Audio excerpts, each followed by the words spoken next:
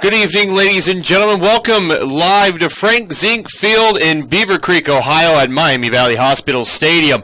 We're live for a special Thursday night edition of high school football in the G-Walk. It's the G-Walk National East Division. Beavercreek Beavers taking on the G-Walk National Division West Springboro Panthers. I'm A.J. Ganger. With me tonight, Charlie Hargrave and Roger the Dodger Thompson doing our camera, getting all the delayed video for your on-demand viewing pleasure. Sometime on Saturday, I believe Rick put on the website, so keep a lookout on the website. There are 3 games this week Campus Nation is doing here Thursday night, Friday, and then on Saturday afternoon with Wilmington College taking on John Carroll at Townsend Field at Williams Stadium, and tomorrow night when the Hurricane of Wilmington wrap up a 4-game road trip to take on the Astros of East Clinton for homecoming. Tonight we've got the 4-1 Beavercreek Beavers and the 3-2 Springboro Panthers. And again, joining me is Charlie Hargrave. Charlie, it's been a long time, sir. Yeah, it has. Looking forward to it. This was kind of a last-minute deal. Usually have a cruise in tonight, but with the weather and the rain, and Rick said he might need some help tonight. I thought, well, I'll come up. Why not? Should be a good game. 2 big schools, beautiful stadium. It's the first time I've ever been to Beavercreek. It's awesome. Yes, it's a great stadium here as well. All right, so we're going to get into some of this stuff here again. We're roughly 30 minutes away from kickoff. This game is also being broadcasted live tonight on television, channel 45.2, Fox 45, ABC 22, doing their Thursday Night Lights kickoff. This kickoff started this season back in August of 25th, here at Frank Zink Field when Beavercreek beat Xenia to start off the season. And then ever since then, we're now in week 6, so halfway through the high school football season, where it's starting to become crunch time for some teams. And we'll dive into some of the rankings as well and get you where teams are in the rankings. Again, top 8 in the rankings is what gets you in to that postseason. And right now, these two teams are not in the, top 8. And right now, these two teams are not in the top 8. Springboro, to begin the season, lost a heartbreaker at Mason over at Atrium Stadium on the road, 28-14. But in week 2, they would bounce back nicely, get a win against Middletown, 45-27. And then in week 3, they would beat Winton Woods at Winton Woods, 36-28. On the 16th, they would beat Fairmont, 38-20. And then last week, they ran into a powerhouse right now in Centerville. Even though Centerville is 2-3 this season, you got to watch out for the Elks, because no matter what, they can sneak up on you and beat you any day of the week. So a 28-21 loss last week against Centerville. Their remaining schedule, they still have 3 more road games to play. The first one is here tonight at Beavercreek. Next week, they'll be taking on Miamisburg on the 7th. On the 14th of October, they play Fairborn at home. And to close out the season on the 21st, they'll be at Northmont. And on the 28th, they'll be at Lebanon. For Beavercreek, we started the year off hot. 3 straight wins, 2 of them here at home. They beat Xenia on the first Thursday Night Lights game, 37-20. And then they would bounce back and play Carroll, a team that took them to their limits. It was 0-0 until the fourth quarter started, and about 2 minutes into that fourth quarter, there was finally a score on the board, and Beavercreek would end up running away with it after that 14-0, a shutout victory against Carroll in week 2. Week 3 started a 3-game road trip. They would win at Fairborn 35-14. And then on the 16th, we had a lot of rain delays everywhere around the state that night when we were in Mason because we couldn't get to Lebanon to do that game. They lost at Lebanon 27-21. Now, they were losing at halftime during that game, tried to make a late comeback, were unable to due to some turnovers on offense. I believe it was a fumble or 2 that led to them losing that football game. But then last week, the game where I was at, me and Roger were there, they beat Fairmont 21-14 in overtime. Beavercreek, we'll get into this, but right now I just have to get this out there for Charlie's sake. Beavercreek was losing 14-0 the entire game. The first quarter was scoreless. Week 2, or in the second quarter, Fairmont just came out on fire, and they blew Beavercreek. I don't even think Beavercreek's offense could get on the field for more than 3 snaps. It was 3 downs, punt, 3 downs, punt, 3 downs, punt. Fairmont would drive the ball down the field and just rifle it into the end zone. They would end up scoring. They scored, I believe, both their touchdowns down inside the 10-yard line, so they were in the red zone, first and goal, getting these touchdowns in there. They were up 14-0. Second half comes out. Third quarter, we have another stalemate like the first quarter was. Going into the fourth quarter now, Beavercreek needed to make some plays because Fairmont, I believe, started with the ball in the fourth quarter. Beavercreek's defense had to start making some stops. Their offense had to start moving the ball, and they did not do that until about with 9 minutes left to go. Beavercreek had the ball. They were on, I believe, the 27, drove all the way down the field. 26. Let me get this straight real quick. I know Wegner had all 3 touchdowns on the day. He would end up scoring the first touchdown, I believe, inside the 10-yard line. So it was a 10-yard touchdown run there. 14-6 because Beavercreek misses the extra point.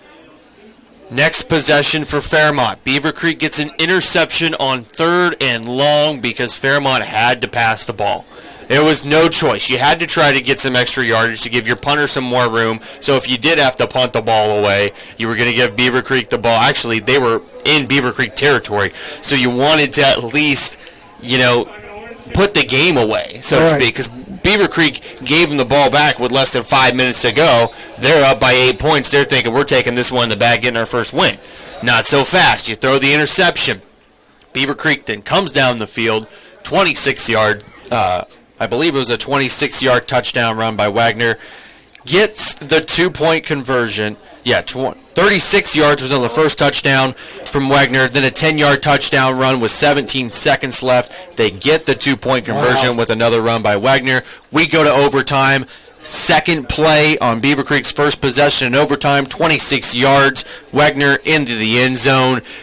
And then it comes down to Springboro. They need a touchdown and an extra point Fairmont. They need a touchdown and an extra point to be able to win or send it to a second overtime. Beavercreek holds on 4th and 1, stopping him just about 2 inches short of that first down. It was close. But in that game last week, Beavercreek had a total of 185 yards. Just 185 yards. This is a team that primarily runs the football for over 200 yards a game, and to be held to just 145 yards on the ground, there was something wrong there. Sounds like they were prepared for him, Fairmont. Now, Fairmont's defense was very prepared. Now, Springboro beat, you say, Fairmont earlier in the year. Now, what was that score? Do you Fairmont beat 38-20. Springboro beat Fairmont. So really, I mean, if you look at just those 2 games in comparison, this could be a barn burner, or maybe you got to give maybe the head up a little bit to Springboro or not. What do you think? I think last week's game for Beavercreek, and this is just what I think. I mean, it could be wrong. I think last week's game, coming off a loss at Lebanon, a heartbreaking loss where your team's trying to come back from being down, it was a letdown game. It was one of those trap games where you're playing a team who hasn't won a game all year. They're playing a homecoming game on their home turf, and they're going to go out there and they're going to beat the big dogs.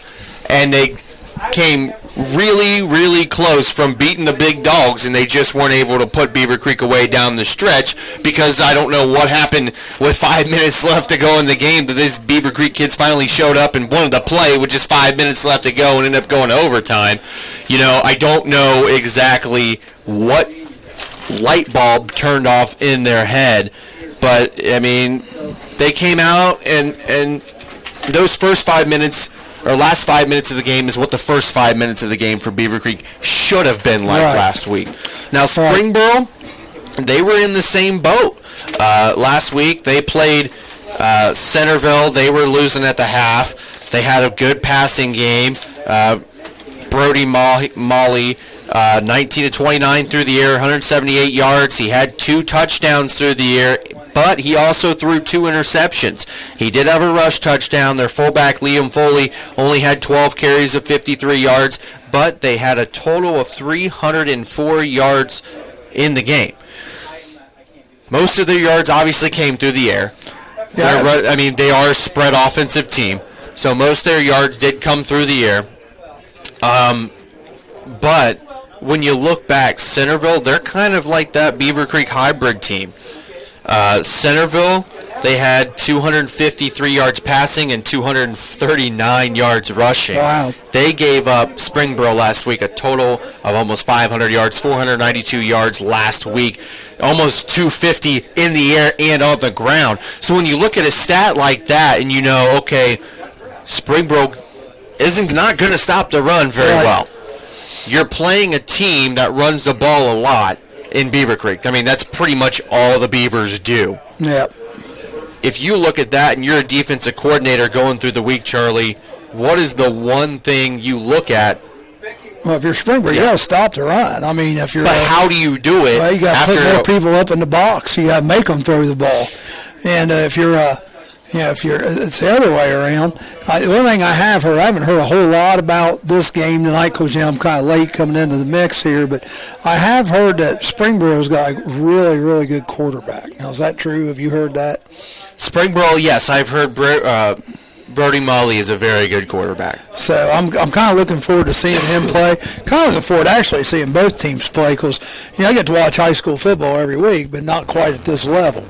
Yeah, I mean, granted, we have Wilmington, Clinton Massey down there in the SCOL, which are good teams. But, I mean, you're talking, this is the highest division. Yeah, it's 2 division difference here. And I'm real excited about it because Beavercreek playing at home 4-1. You got to give them a little bit of advantage. But when you do look at the one game that they have in common with a like opponent, they both beat Fairmont. But it's not like Springboro handled them a little bit better, but that was earlier in the year, too. So Beavercreek did win the coin toss, I believe, and they are going to receive.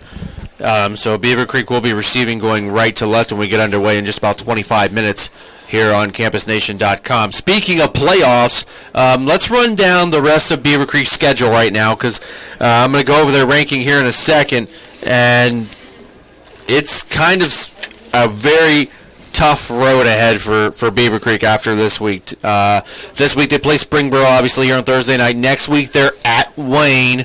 On the 14th, they're back here at home against Springboro. Then on the 21st, they go to Miamisburg to take on the Vikings. Springfield, yes. On the 14th, they played the Wildcats of Springfield.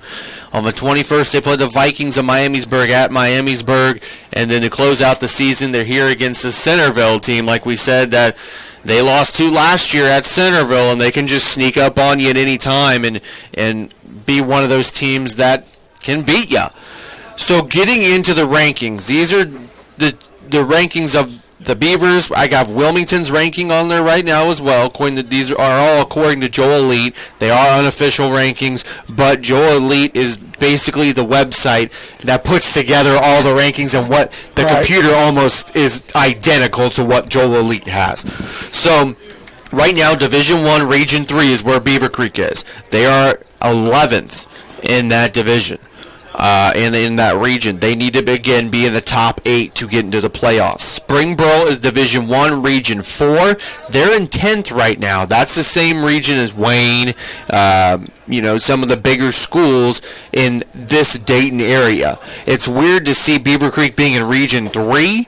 I don't know why they fell in Region 3, but that's just the way it is. Wilmington, Division 3, Region 12. Wilmington right now, if the season were to end tomorrow, is in the playoffs at a number 6. So Wilmington needs to keep winning, and they also need Vandalia Butler, the team they lost to kind of step it up because they've fallen behind the 8 ball, so to speak, in the last couple weeks, losing to Northmont, I believe. I don't know if they won last week or not. Yeah, they won last week. They did win last week, so that looks good. So as long as Wilmington keeps winning and the teams they beat keep winning, especially Butler, they need Butler, who beat them bad, to keep winning. Wilmington has a pretty good shot at making the playoffs. Now, Wilmington and Massey, what week do they play this year? Wilmington and Massey, I believe, is coming up soon, Charlie. Let me look back here in my notes, and I'll get it. I know it's not this week, man. It might be next week. It's close. Here we go. Wilmington at Clinton Massey, Week 9, October 9. the 21st. Okay. So, Wilmington's got a tough schedule coming ahead, too. I'm sure Rick and Joe will talk about this tomorrow night. Wilmington still has East Clinton this week. Then they finally are done with this 4-game road stretch. I don't understand why they scheduled them like this, but Wilmington has played 4 straight road games. They finally go at home for 2 before they go back on the road. They play Courthouse. Courthouse is a very good team in the SCOL. Courthouse is dangerous this year. Yeah. They're 5-0. Courthouse is 5-0. But they're running, I tell you the thing about Courthouse, what I hear is they're running a complete offense, complete defense. They're not having anybody go 2 ways, very rarely. And I guess when Courthouse practices, they average getting a playoff every 25 seconds. And that's pretty close to what Wilmington does. That's how quick they're getting plays off. And Courthouse is kind of the surprise of the season. But I think they're going to end up getting beat obviously by Massey, and they play Massey next week. Yeah, and they'll get beat probably by Chillicothe and Wilmington. But, I mean, they play Wilmington next week. Trace and Courthouse will be a good game. That'll be the last game of the year. That'll be a good game. Yeah, but Wilmington then has to turn around and play Miami Trace on the 14th. Then they are at Massey on the 21st, and then always the trap game after Massey. They always seem to play Chillicothe at the end of the year right after they play Clint Massey or right after they play Miami Trace, a team that's going to give them a good game. Wilmington is struggling this year. They're down. They've had some injuries. They've had a lot of problems, but they always seem to finish ball games, and that's all you really need. If you can finish the ball game and get a W out of it, whether it's by 1 point or 55 points, you're still winning the ball game. Right. And in the computer rankings, it doesn't matter how bad you beat a team by. It matters of did you win the game. Right. And Wilmington, I tell you, I don't know. I kind of thought at the beginning of the year they might get Massey this year, and I kind of still think that's a possibility. I think, and Massey, put it on us at Greenfield, and Wilmington didn't put it on us quite as bad, but that was a messed up night. That was the night where they had all the lightning delays all over the place, and it was kind of crazy. One thing you'll notice if you're at the ball game tonight, you're going to notice a lot of white shirts that say Max Strong on it. And they're selling these shirts for $10 a piece, and it actually is going to go to support the medical bills of a Springboro Panther. I believe his name's Mac Reese. He's a senior who just got diagnosed with leukemia 2 weeks ago. He was on the football team, but I think is still in Children's Hospital at this point. And Beavercreek doing a real nice gesture there, putting out the shirts, selling them, and then all the profits, all the money they're making from it, they're going to give to his family for medical expenses. It's pretty classy on the Beavercreek's part there. Okay, we're about 19 minutes away from getting kicked off here at Frank Sink Field at Miami Valley Hospital Stadium. Week number 6. I can't believe we're already halfway through the high school football season here in Ohio. We're moving on. We've got 5 games left to go in this season. Beavercreek the last couple weeks have shown their struggles, Charlie. Like we said, they lost to Lebanon 27-21. And the last week, their struggles against Fairmont. Now, here's another stat that I wanted to kind of point out a little bit here. Last week's game between Fairmont.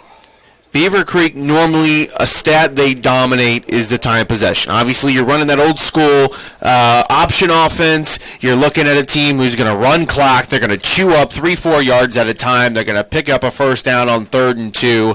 It's just, and if it's 4th and 1, 4th and 2, they're still going to go for it no matter if they're on the 1 yard line or if they're backed up on their own 1 yard line. It just doesn't matter where you're at. If it's 4th and 1, they're probably going to run with the fullback.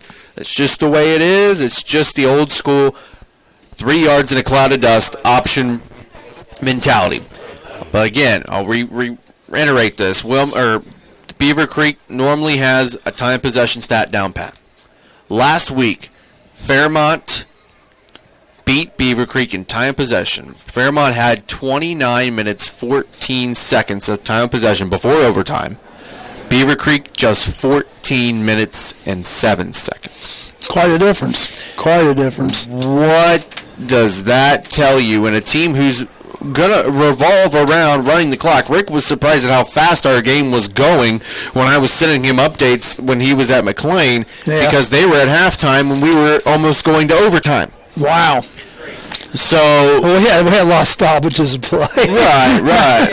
They got off slow too. Yeah, we got off pretty slow, but then it was boom, boom, boom, boom, boom, back and forth, back and forth, back and forth, and I mean it was insane to sit there and think about.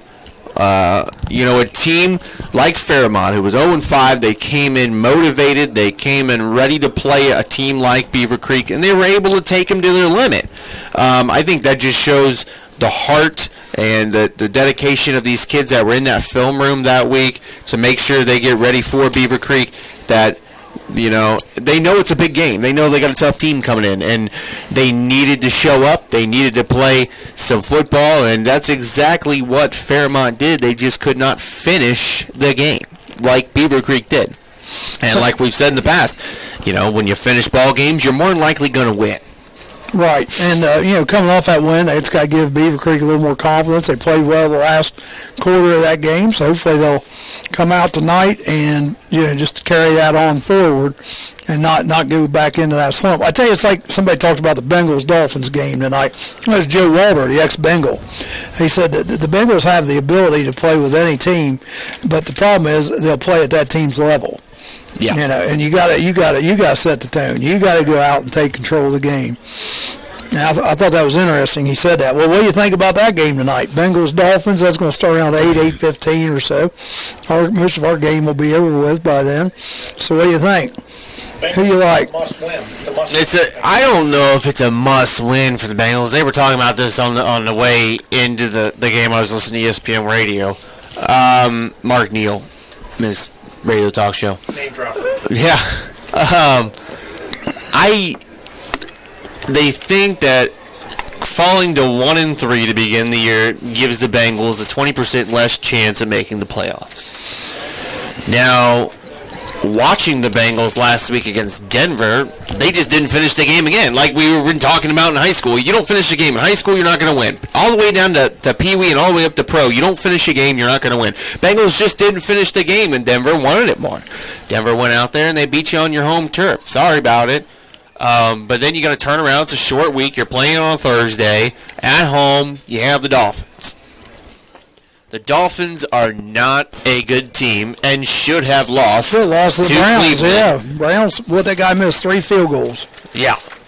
He was a new signee, Cody Parkey, but he still should have made the field goal to end the game in regulation. And I understand why Terrell Pryor was upset. Anyways. Yep, 3. I think the Bengals, if they can run the ball tonight, because it's probably going to be rainy down there in Cincinnati, if they're able to run the ball, Andy Dalton gets in a rhythm. I know you guys got some injuries. Eifert, couple suspensions. I know all this stuff is surrounding the Bengals. I still think they overcome it and beat a very bad Dolphins team tonight by 10.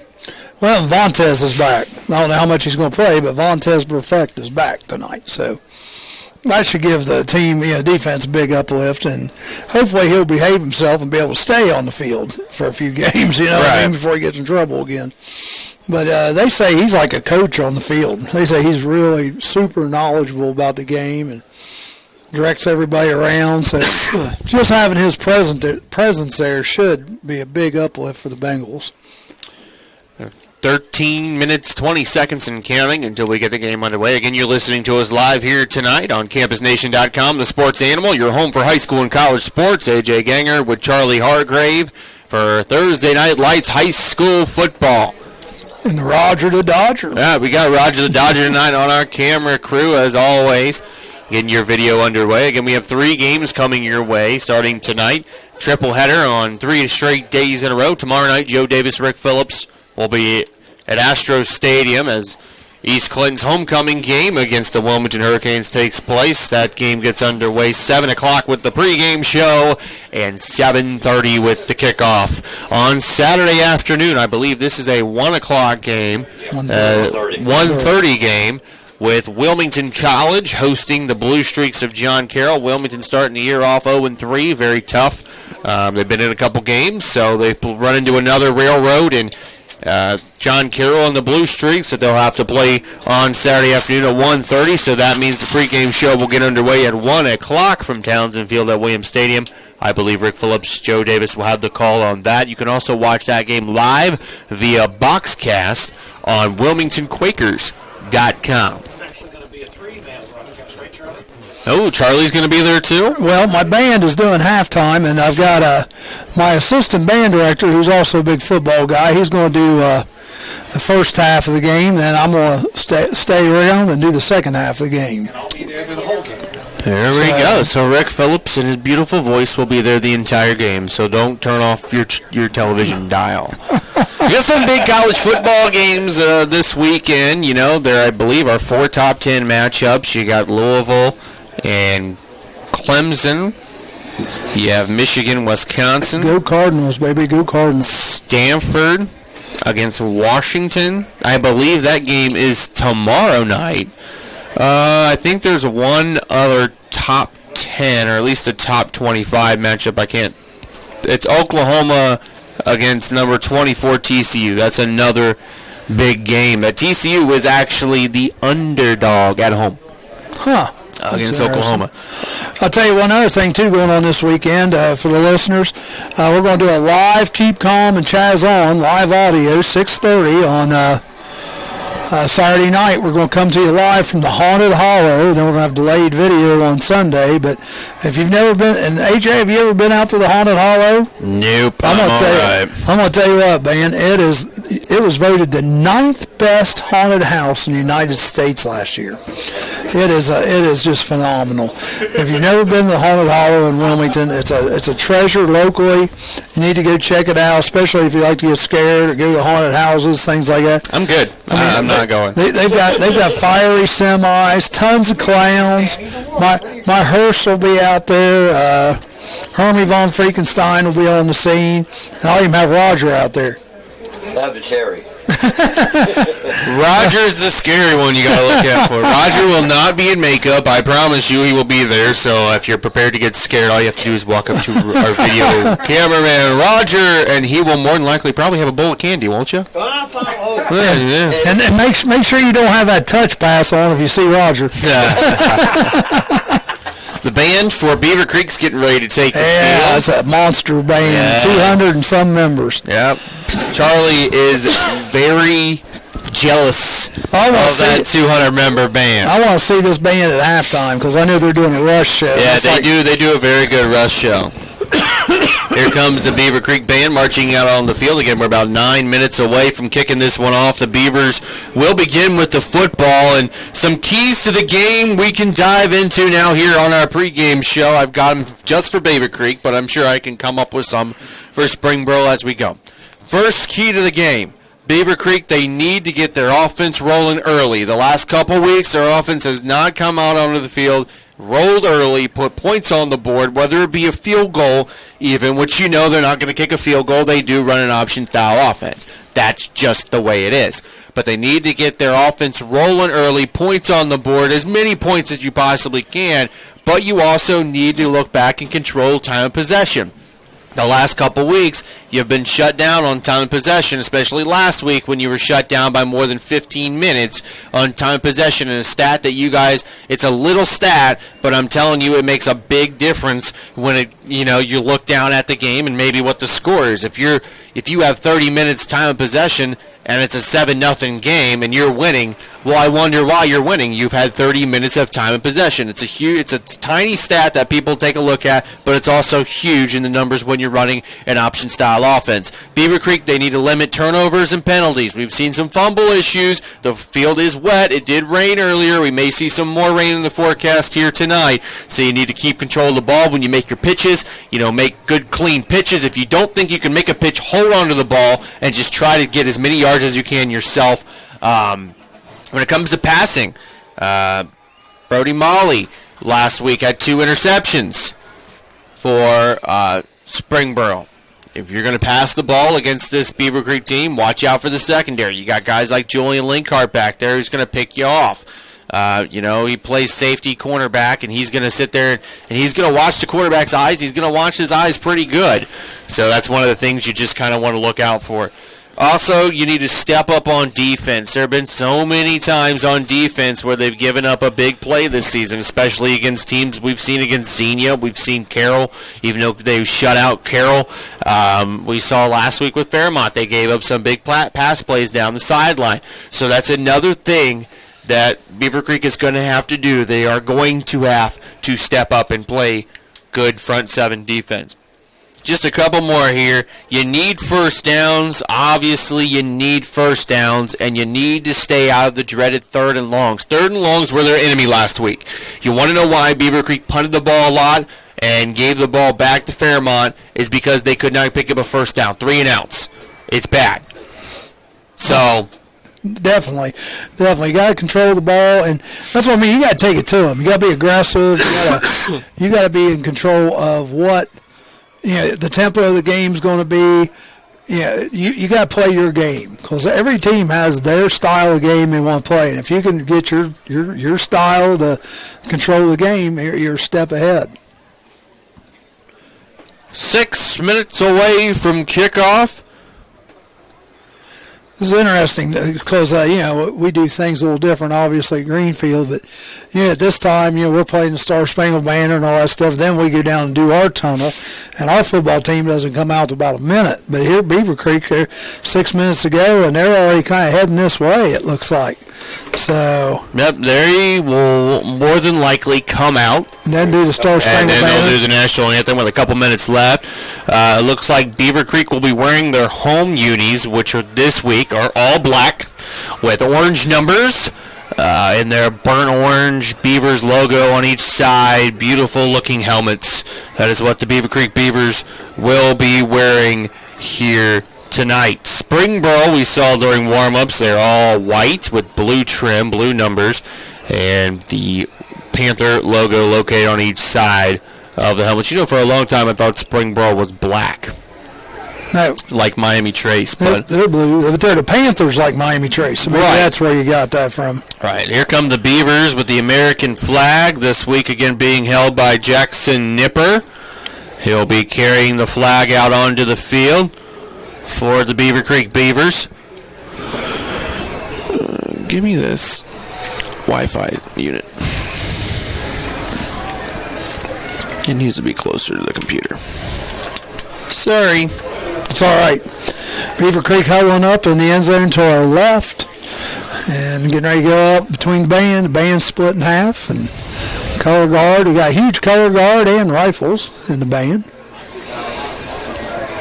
Which rifles you don't see a whole lot of in our area. We still see flags down there. But we have majorette and tigerette still. Here come the Panthers. I'm sorry, I'm going to probably do that all night long. Panthers coming out on the field on the far right into the end zone. And here come the Beavercreek Beavers running through the Beavers banner as they take the field here at Frank Zink Field. That all Wisconsin theme. We're going to hear a lot of that this week? Yeah, I think you might hear tonight with these Beavercreek Beavers. I think they're going to come out ready to play, more ready than what they have been the last couple of weeks, and I honestly think they're going to blow Springboro here out tonight. Think so, huh? I think it's going to be a close game in the beginning, and then Beavercreek's going to run away towards the second half. I can't say with any degree of accuracy because I haven't seen either team play this year. All righty. They're going to play the alma mater and then the national anthem.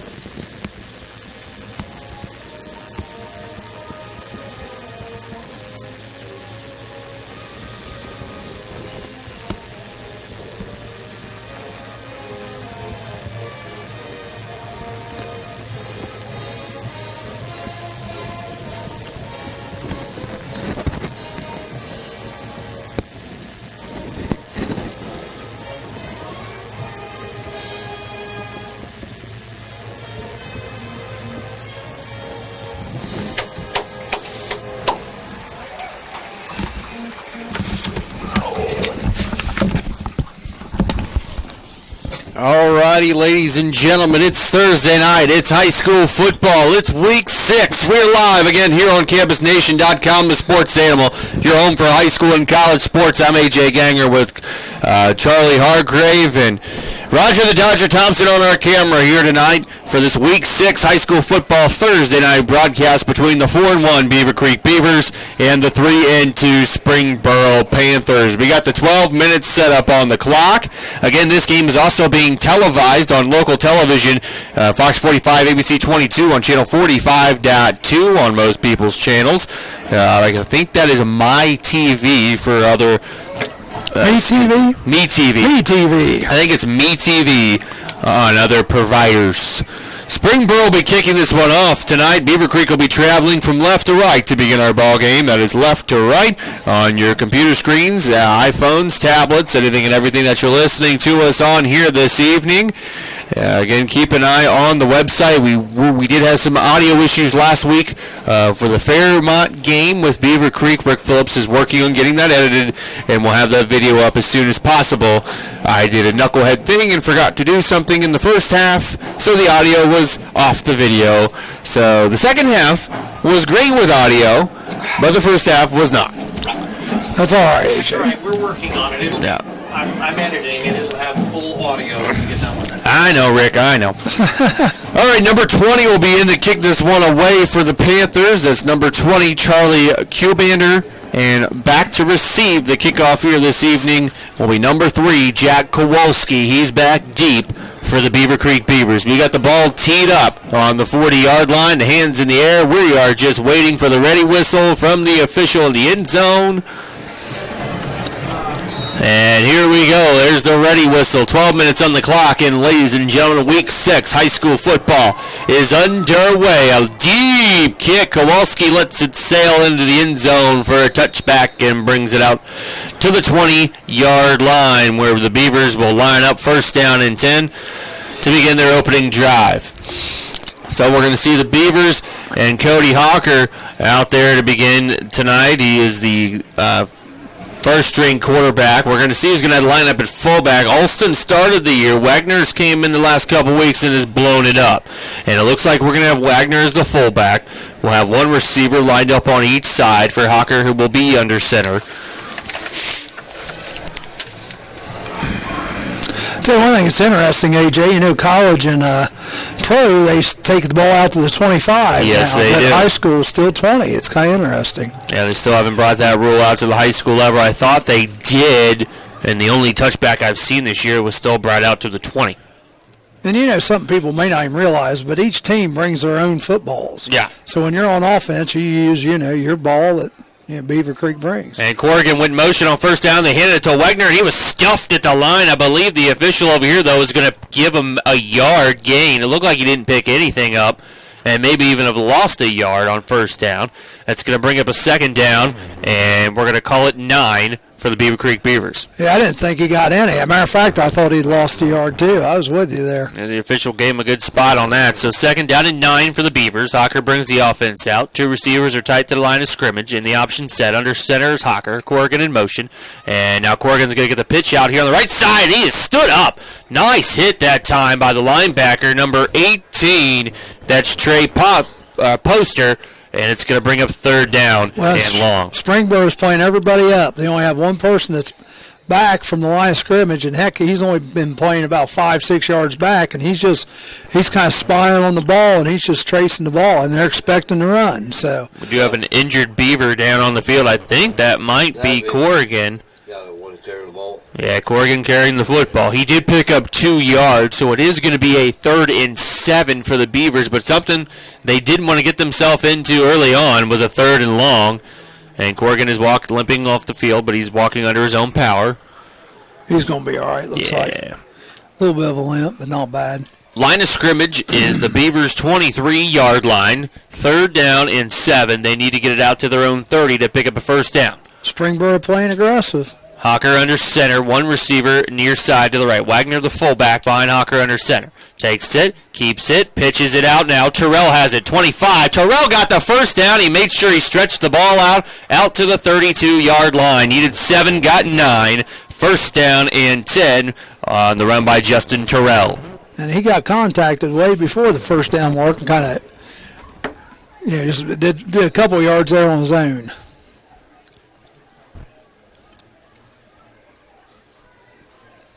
Beavercreek not really in any hurry. No, they do huddle up a lot.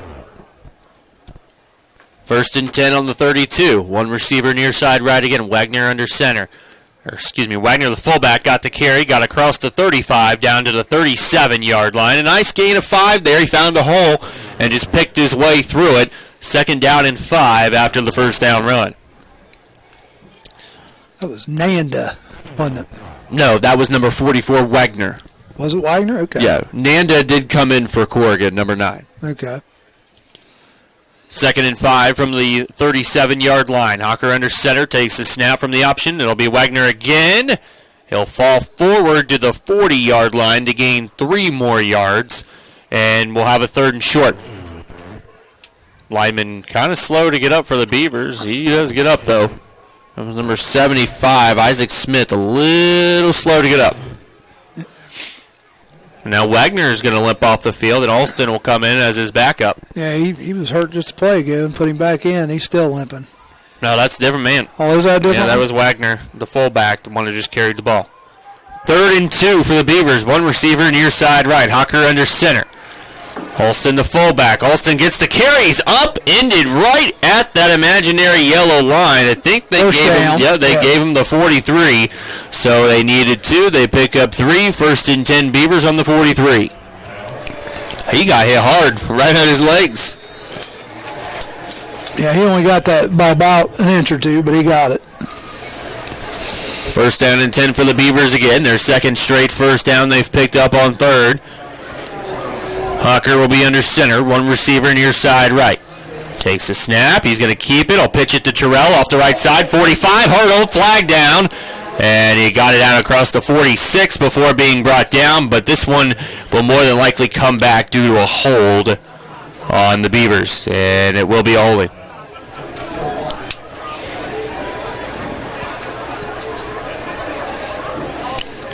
So a nice little 4-yard, 5-yard gain will be negated, and we'll have 1st and, that's a spot foul, 1st and 18. They move the ball back to the 33-yard line. Yeah, that's almost 1st and 20, isn't it? Yeah, almost 1st and 20. It's about 1st and 19 here. Yeah, Beavercreek's just pretty straightforward, aren't they? I mean, they're coming at you. You just don't know who's going to have the ball. Yeah, that penalty, though, hurts because they were almost out to midfield, and now it's 1st and long. And they're just getting 3 yards a pop right now. 1 receiver near side right takes a snap. Hawker keeps, pitches it to Nanda on the left side, and he gets stopped. Maybe a yard. Yeah, right out to the 34-yard line. It'll be 2nd down and 19 for the Beavers at the 34. We are at about 8.5 minutes to go here in our first quarter of play. Beavers still on their first drive of the ball game for either team on offense. Second and double sticks. Hocker in the huddle. 14 on the play clock. Breaks the huddle. Maloney, the wide receiver here near side to the right. Under center, Hocker takes a snap. He keeps pitches to Terrell. That pitch was nearly intercepted. Terrell getting to the outside, some nice blocks, and is finally brought down right across the 40 at the 41-yard line. About a 7-yard gain. There's a nice pickup there, but it's still going to bring up a 3rd and long. We'll call it 3rd and 12. The Beavers need to get across midfield to the Panther 48-yard line, 47.5 to pick up a first down. Hocker getting the play in from the sideline, now goes to the huddle and barks the signal in. Maloney again, the wide receiver near side right. Hocker under center, 3rd down. Takes the snap, straight drop back, fires and it's intercepted. This one's picked off by the Panthers, and he takes it all the way back to the 25-yard line. Pass was picked off by number 25, Andrew Weidman. Junior linebacker for the Springboro Panthers, and now Springboro will have their first possession of the ball game right on the 26 of Beavercreek. Bad decision.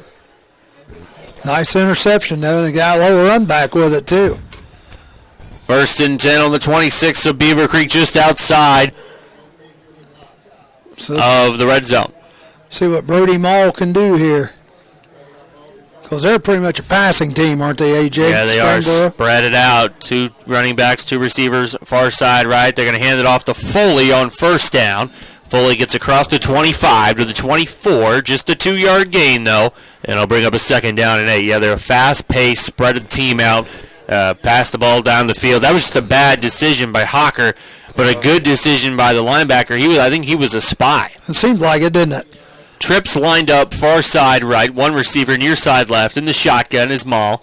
Takes a snap, throws it out to his running back, Foley, who's got a first down and 4. No, they got him out of bounds. Yeah. And Beavers knocked him out of bounds just across the 15 to the 13-yard line, 1st and 10. You could see that was problems all the way because they had 3 receivers out there and only 2 people out there to defend it. Now they move the 3 receivers over here on the left side. 1 receiver far side right. All in the shotgun. Takes the snap, whistles blow, penalty flags fly. Offsides. No. Nope, that's a legal procedure. Yeah. 5-yarder there, moves Springboro back. Still first down. They move it back to the 18-yard line. They can still pick up a first down here without scoring. Yep, 1st and 15. Yep. Not everybody was set that time, it looked like. 2 receivers near side left, 1 far side right. Foley on the right side of Maul takes a snap, now scrambles out to his right, looking downfield, firing, and that one is picked off! No, incomplete. I thought Kowalski had that one in his hands. Incomplete, good play there. Pass was intended for number 17, Tyler Tischler, and it's going to bring up a 2nd and 15. Yeah, he was juggling it when he went out of bounds. But a nice defensive play. Oh, yeah, that was close. I thought he had it, too. 3 receivers, near side left, 2 far side right, 5 wide for Maul. Takes the snap, going to try to throw a screen, now pulls it down on the draw. He's at the 15, at the 13, drives his feet down to the 11-yard line before being stopped. So he gets past the original line of scrimmage, and we're still going to have a 3rd down, and we'll call it 6. Tell you, I like the way Springboro plays. I like his up-tempo. Check that, 3rd and 6, 3rd and 7. Ball getting the play in, 15 on the play clock. He's got 1 receiver near side left, 2 receivers far side right. He's in the pistol, Foley the tailback behind him. Ball takes a snap, play action, rolling out to his left, looking downfield, now feeling the pressure, trying to get to the sideline, breaks 1 tackle, pulls and knocks down one of the officials over here. He's hurt too. He got upended and come down on his head, it looked like. Yeah, he's still down on the sideline. Maul didn't pick up the first down, actually lost yardage back to the 15. We're going to have a stoppage here. I mean, that official on the line judge on the home side here, he got upended. They do have a backup official in the stadium, don't they? Like college? I'm not so sure they do for high school. He's still setting up. He took a shot. Well, I tell you what, when he landed, he wasn't moving for a second. It kind of scared me. I thought, uh-oh. But he's moving around. They got the medical staff down there. And so instead of 5 officials, we'll go with 4? Well, they're going to give him a chance to come back in if they want. 6.5 minutes left to play in the first quarter. We're still scoreless here, but Springboro faces 4th and 11 from the 15-yard line. They don't get that penalty. Springboro would be probably in some business here, but that penalty kind of hurt them. And the defense for Beavercreek did a good job sniffing out play action on that last play and getting pressure on Maul, too. Yeah, he was lucky he wasn't sacked clear back here around the 25.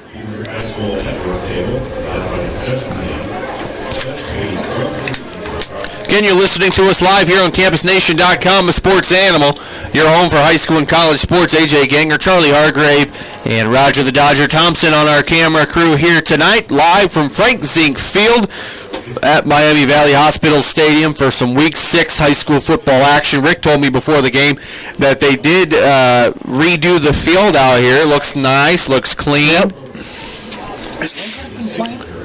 Huh? Has Julian Linkard been playing?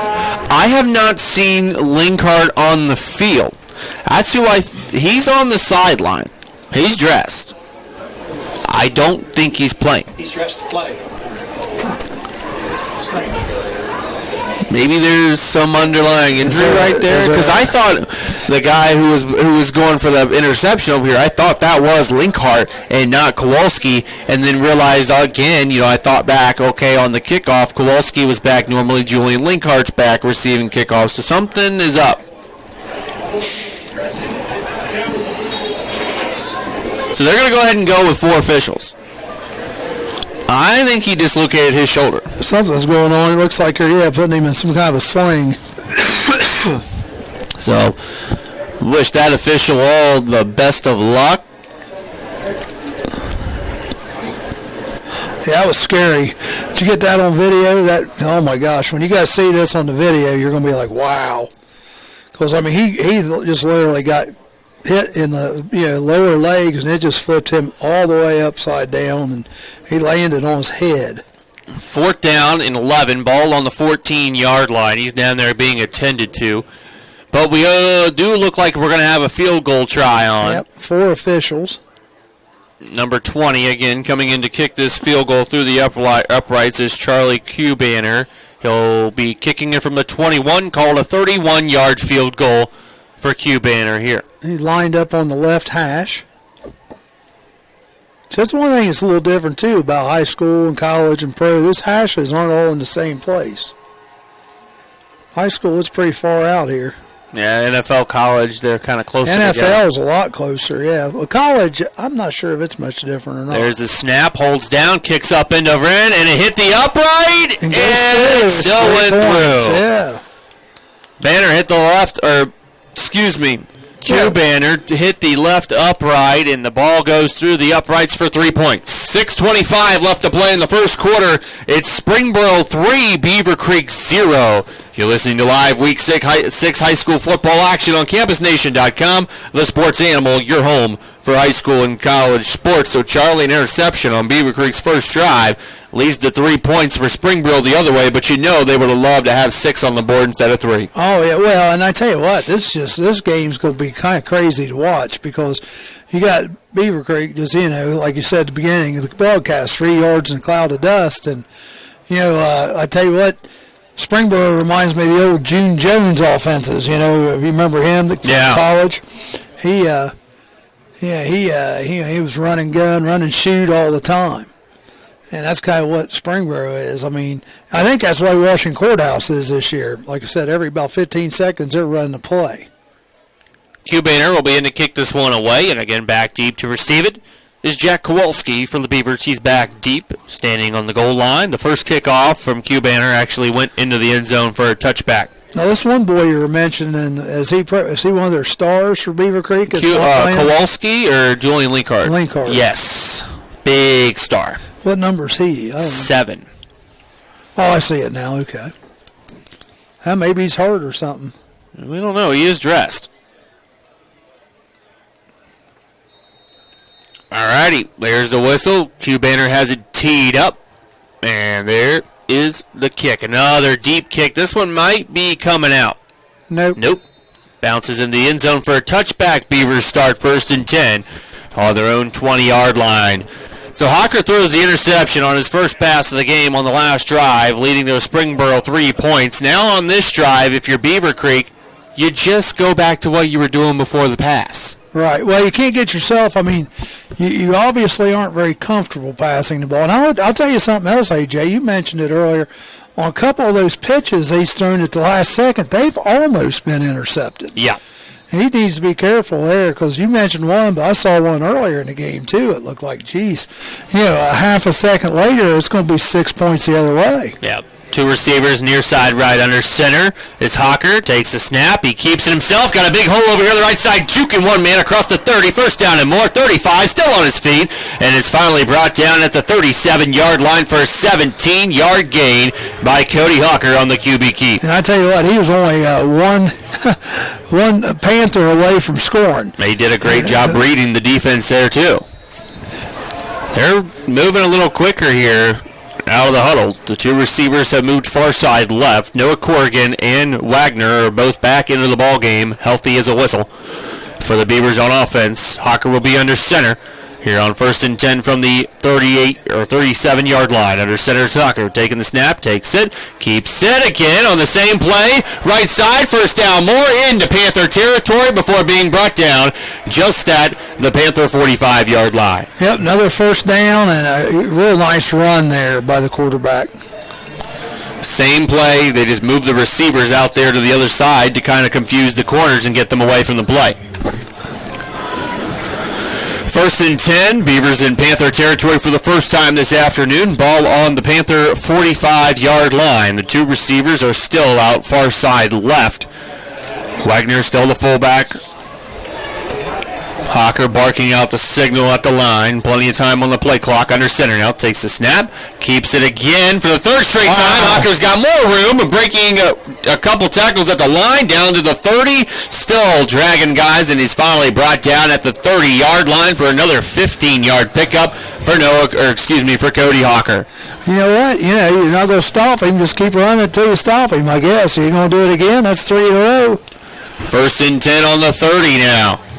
Beavers driving. Not eating up a lot of clock either. 2 receivers far side left. Hocker under center. Wagner the fullback behind him. On 1st and 10 from the 30. Takes the snap. And Hocker's going to keep it this time on the left side. Down to the 26. So only 4 yards there, but he still kept it for his 4th straight run. And it's going to bring up a 2nd down and 6. Yeah, he's just taking over this drive. He's doing a heck of a job. He's reading the defense. The defense isn't going after him instead of the pitch man. They're going after the pitch man and the fullback before they even think about the quarterback. 2nd down and 6. 2 receivers again far side left. Hocker under center. Wagner, the fullback, takes the snap. Corrigan goes in motion. Hocker keeps it, this time off the right, and this time it's going nowhere. He's absolutely stuffed. He got a yard out to the 25, but it's still going to bring up a 3rd and 5 for the Beavercreek Beavers.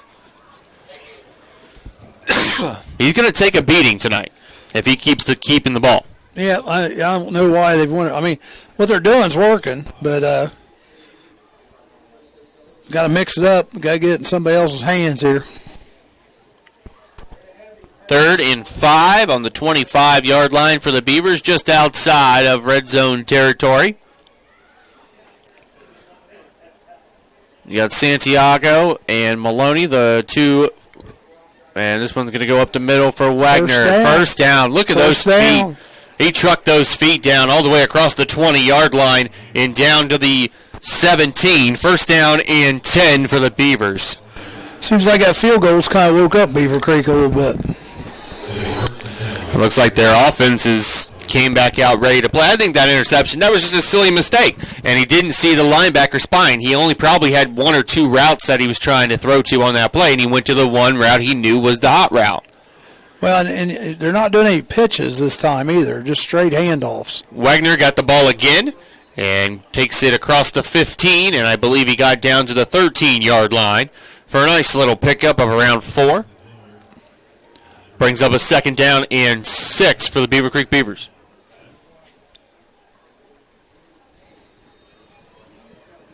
They're taking control on this drive. The referee's still sitting down still. Yeah, they got the card out there, though, for him. Yeah. 2 receivers, far side left. Hawker under center. Wagner, the fullback, takes it again.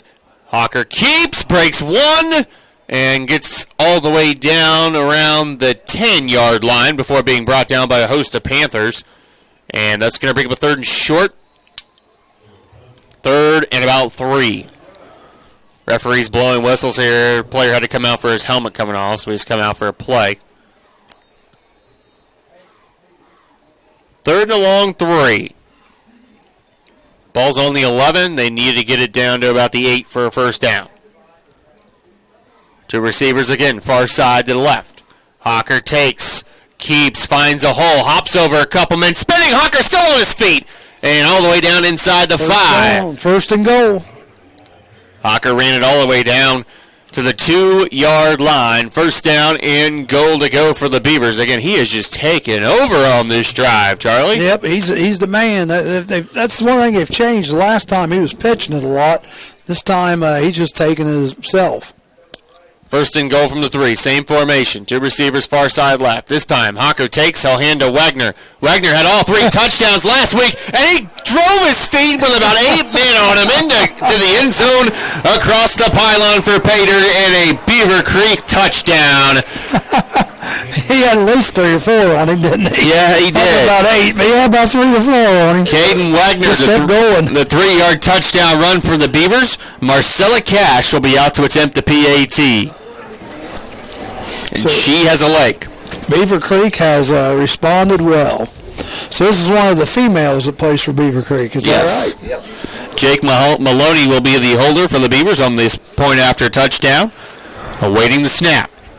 There's a snap. Kicks up, bend over in. Kind of low, but right down Broad Street and good. 2:21 left to play in the first quarter of play. Beavercreek bounces back nicely and scores a touchdown. They're up 7-3 over the Springboro Panthers as you're listening to us live here on CampusNation.com. The Sports Animal, your home for high school and college sports. Yeah, Cody Hawker just said, "Yes, let me take it this time, guys," and he did, didn't he? Yeah, he did. He probably had, 60 yards just on that drive by himself. Yep, couple big 15, 16-yard runs, and you got the job done. Our official that got knocked over is up on his feet, but he is in a sling on his right arm, and they're going to take him. I imagine they're probably going to take him to the hospital somewhere here locally. His wife is not going to be happy. No. Well, he can't throw a flag. That's a problem. Marcella Cash will tee this one up, and back deep. Looks like we have number 12, Cameron Roundtree, and number 18, Trey Poster. Yeah. But last week we saw them huddle up like this, break the quick huddle, and Cash kick an onside kick. So maybe we'll see this again. And nope. When they broke that huddle pretty quick, I thought she was going to kick that one. I hear that time. Again, Poster and Roundtree are back to receive the kickoff from Cash. They're up pretty short, too. Marcella Cash kicking off. Hands in the air. Are ready? And there's the kickoff. It's a short kick. Bounces around. The Beavers have it. It hit a Springboro player right at the 50. Wow. He couldn't come down with it. I believe that hit number 84, Chris Hughes. Couldn't hold on. And the Beavers get the onside kick. You called it, AJ. We got to give it to you. Got to give it up to you. You called it. So now the Beavers will start in Panther territory. First down and 10 on the Panther 49-yard line with 2 minutes 18 seconds to play in our first quarter, up 7-3.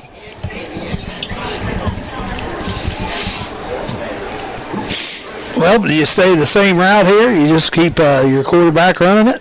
I just think you just keep doing what you did on the last drive. Get your keys out. We might go on another drive. This one, obviously not an 80-yard drive like the last one, but just a short 49-yard drive. Takes the snap on first down. Hocker this time pitches it. Corrigan has it. Cuts it up the field. He looked like he was going to get stopped for nothing behind the line. Ended up making a nice cut, getting 4 yards out to the 45-yard line. And back to pitching it, which is not a bad idea since last time they just basically handed off or the quarterback ran it. So that might open that up now. Second down and 6, ball on the 45-yard line. 2 receivers, far side left. Hawker under center, Wagner the fullback behind him in the option set. Takes a snap. Keeps it off the right, 40, 35, 30, and gets inside the 25 before being finally brought down, and a penalty flag flies in. Number 18 on the tackle, Max Yost. We'll have to see what this penalty flag is sitting at the 32-yard line. Against Beavercreek, Springboro people are clapping. Clock in the back against Beavercreek. Good spot. Should be a spot and still a first down. Looks like they're bringing it all the way back, aren't they? Shouldn't be. It's a spot.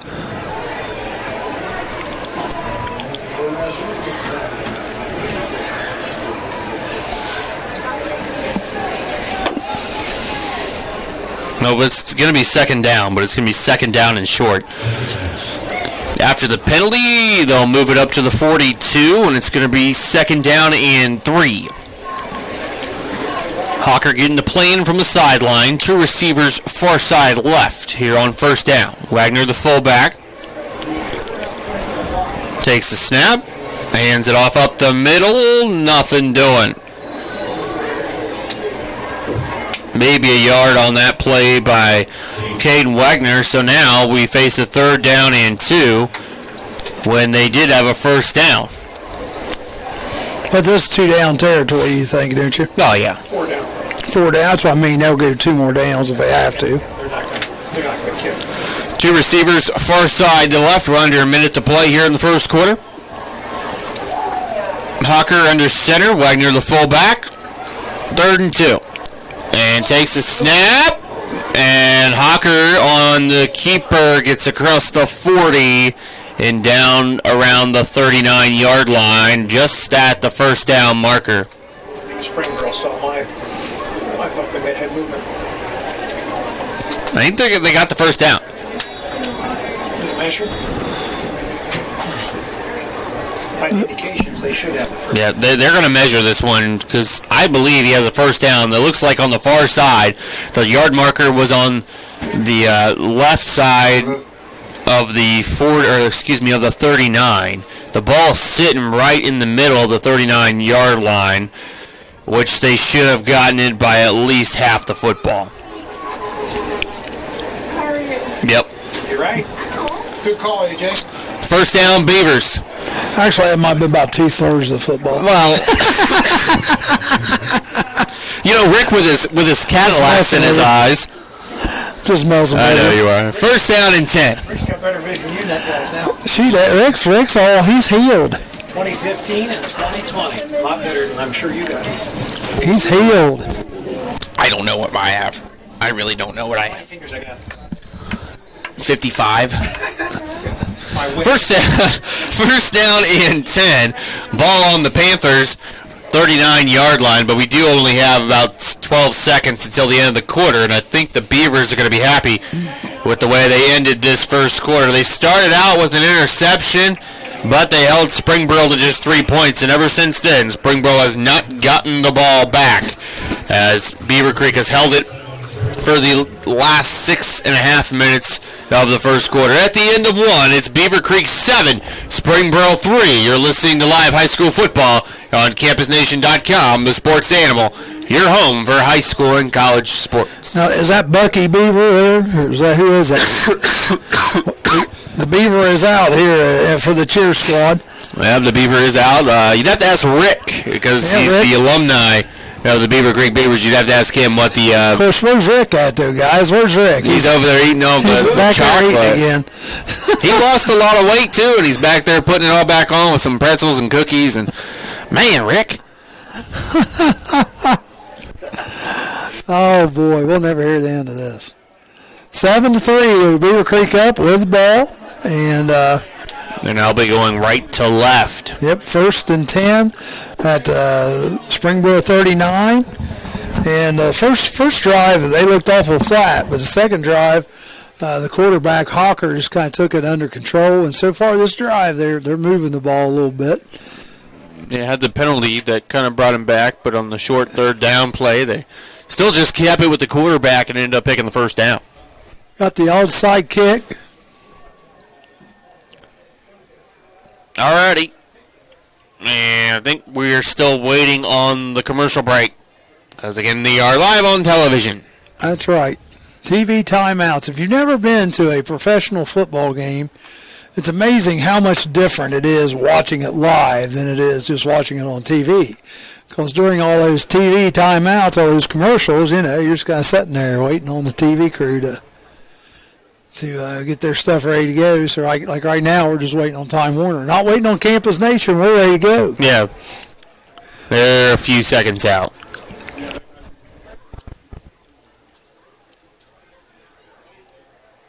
The engineer down on the field. Seeing more and more high school games being televised anymore. Yeah. They've started this Thursday night trend. All right, we're back live on television and here on CampusNation.com. We're going to have two receivers lined up now, near side left. Nobody on the right. Hawker getting the play in from the sideline, the signals from the coaches. Wegner, the fullback, behind Hawker under center. Here we go. Second quarter underway. Hawker takes a snap. Kid fumbles the ball, but he fell right back on it. He got hit. He was about to pitch to Terrell. He got hit and lost 6 yards after the fumble, but he did fall right back on the ball. Lost to 6 on first down. Brings up second down and 16 on the 45. They're lucky to get that one back because there's a couple Springboro Panthers right there. He just happened to fall right on it, didn't he? Yeah, he did.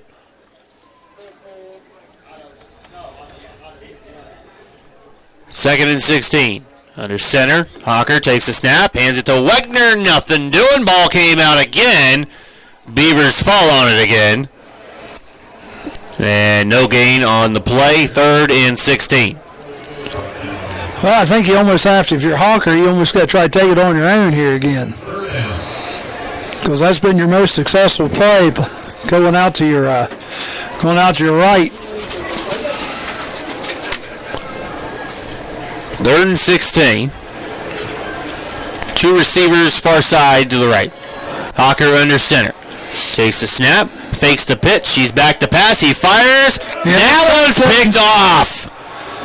Second pass of the game. The second interception, number 17. Tyler Tischler. Tyler Tischler with the interception. I think that's his second pick of the game, too. So now, Springboro, the only way they're going to get the ball back, it looks like, is if they get a turnover. Down 7-3, have the football on the Beaver, or their own 33-yard line. First down and 10, 10:40 left to play here in the first half. And here we go, the fast break offense.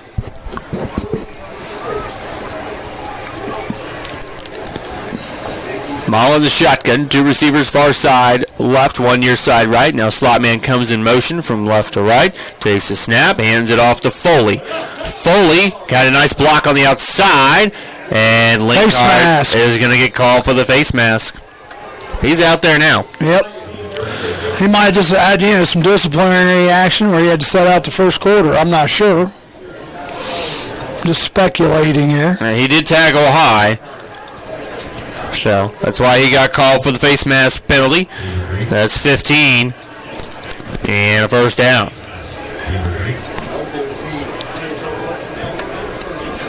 Puts it over into Beaver territory. Yeah, mistake. Puts him at the Beavercreek 47-yard line.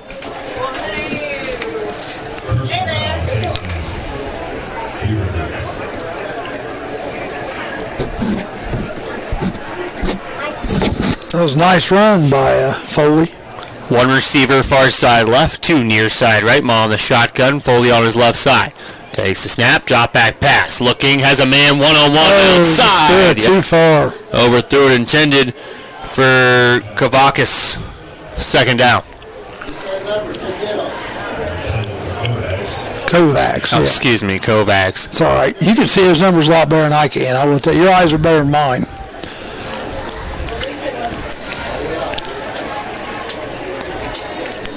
Going to empty out the backfield now. 5 wide receivers, 3 of them lined up on the left, 2 near side right. Maul in the shotgun here on second down and 10. Gets the signals, marks him at the line. He has 7 on the play clock, 5 on the play clock. Maul gets it off at 1. Back to pass, straight quarterback draw. Nothing doing. Brought down. Lost a yard. Yeah, he did lose a yard back to the 48-yard line. 3rd and 11 upcoming for the Springboro Panthers. They just weren't ready there. They just didn't get to play in time. They do a lot of stuff over on the sidelines. They got a couple guys holding panels up. They got a guy with a yellow coat on giving them all kinds of signals, and they got to do a little quicker job getting that in. 3rd and 11. 2 receivers far side left, 1 near side right. Maul in the shotgun. Now slot receiver goes in motion from left to right. Takes the snap. Chopping back to pass. He fires this one up. Too far again. Yep, and they're going to get pass interference. I didn't think that ball was catchable. Oh, yeah, I don't think so either. Yeah, that one was overthrown by a mile, and they're going to say it was catchable. Yep. Wow. It almost seemed like the receiver kind of gave up on it, too. He did, and he knew he was getting held. Number 10 is the guilty party, Jordan Williams. So he just kind of threw his arms up in the air and got the call. It's Beavercreek shooting themselves in the foot. They got the face mask penalty, and now they got a pass interference penalty. And, yeah, that was a 3rd down play. It gives Springboro new life, first down on the 37-yard line. 33. Excuse me, 33. Maul takes a snap from the gun. He's going to keep it on the read option. Bounces it out to the outside and is dragged down right at the line of scrimmage. No gain. Tackled on the play by number 57 and number 8. Noah Elam and Jay Durham. 2nd down and 11. Actually lost a yard at the 34-yard line. Shotgun set. 2 tailbacks, 1 on each side. One receiver near side right, 2 far side left. Maul now getting signals from the sideline. And see, we're down to 10 seconds, and they still don't have the play yet. You got to blame that on the coaches. Now they move to a pistol set. 2 seconds, they get it off. There's the pitch out to the left side. Number 22, Jones on the carry. Penalty flags do fly, and Jones didn't gain anything on that play.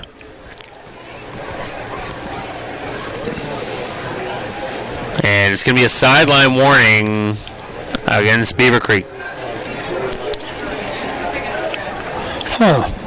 So that's not going to do anything. It's just a warning. Yep.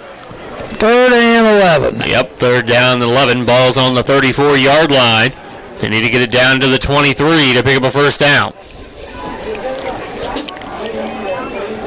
Tell you what, every time it takes them so long to get that call in, they haven't run a good play after. And Beavers are going to take their first time out. 8:43 left to play in the first half. Beavers lead it 7-3 here on CampusNation.com, the sports animal. your home for high school and college sports. So what do you think in this next play? Probably pass down the left side. That seems like where he likes to go. You need to throw a slant passer up. You're probably going to be in 4-down territory if you get it to 3rd and 6. So then you can make a decision. Do I kick the field goal or do I,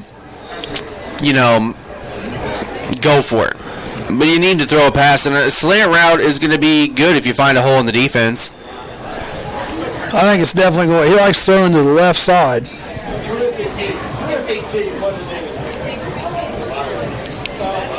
Again, don't forget this Saturday at 6:30 we have a live Keep Calm and Chaz on TalkTV.us. Be coming to you live from the Haunted Hollow. We're going to have all the ghosts and goblins out there with us. It should be a good time. Folks, if you've never been to the Haunted Hollow, you need to check it out. It's just outside of Wilmington off 68. Very, very cool place. Very, very cool place. The Haunted Hollow. Even if you're up in Beavercreek, Springboro area, check it out. After the Beavercreek timeout, 2 receivers near side right, 1 far side left. Mull in the shotgun. Takes the snap, drops back the pass. He's under, there's nobody open. Now he's going to take off. Roller was right. Throw, and that was caught.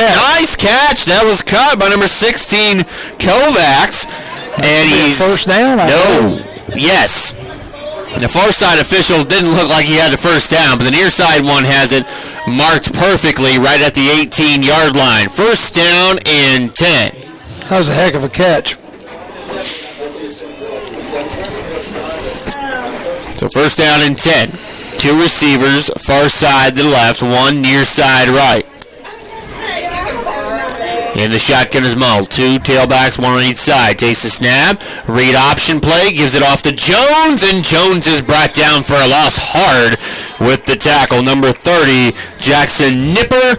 A loss of a yard. Second down and 11.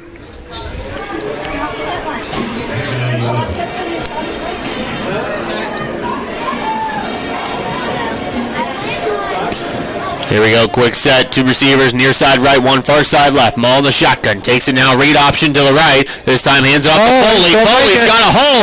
He's got breakneck speed and hits the pylon. Touchdown. Yeah. Panthers.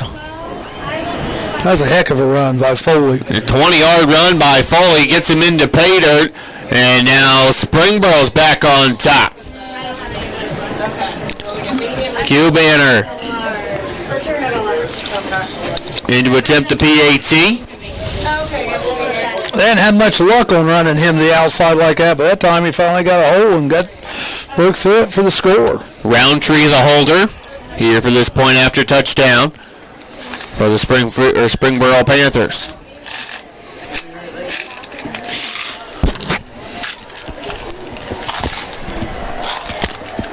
Snap is down, kick is up, end over end, and right down the middle. He launched that one through. 7 minutes and 40 seconds left to play in our first half. It's now Springboro 10 and Beavercreek 7 here on CampusNation.com, the sports animal, your home for high school and college sports. Remember, this game is important for both teams in the Ohio High School Athletic Association rankings, as again, Beavercreek is just outside the 8th spot at number 11 in Division 1 Region 3, and Springboro is at number 10, Division 1 Region 4.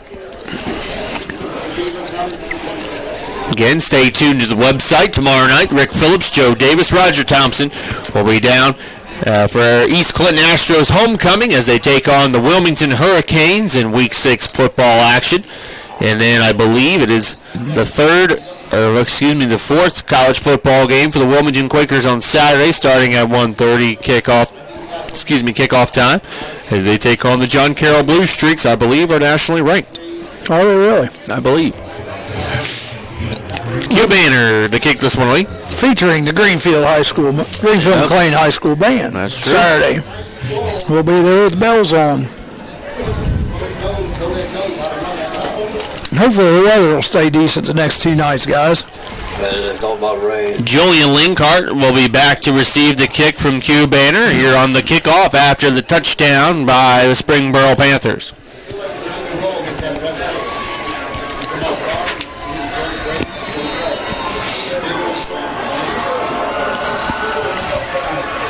And there's the kick. It's a long, deep kick again. Linkhart will be able to field this at the 4.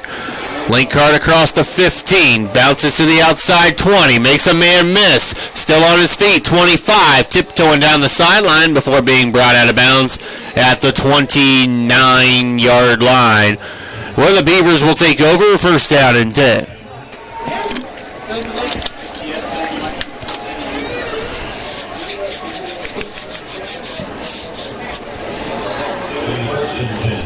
$7:31 to go here in the second quarter. Beavers come out. Option set offense again. One receiver each side. They're tight to the line. Wagner's the fullback. Last time they threw another interception. 2 passes, 2 interceptions for Cody Hawker today. I'm looking at it. We still outnumbered. They made a bad play. Because what they did. Takes the snap. There's the pitch to Corrigan on the far side. Got a hole. 30, 35 before being brought down right at the 35-yard line. Nice pickup by Corrigan on the pitch of 6 yards. Brings up a second down and 4.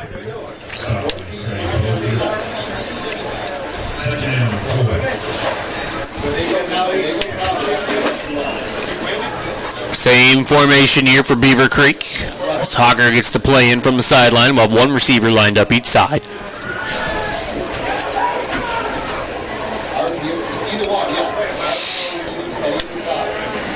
Wagner, the fullback, takes the snap, hands it to Wagner, spins off a tackler, and gets across the 35 to the 41. Just a yard gain. Little pushing and shoving afterwards. Unnecessary for both guys. 3rd and 3 for Beavercreek.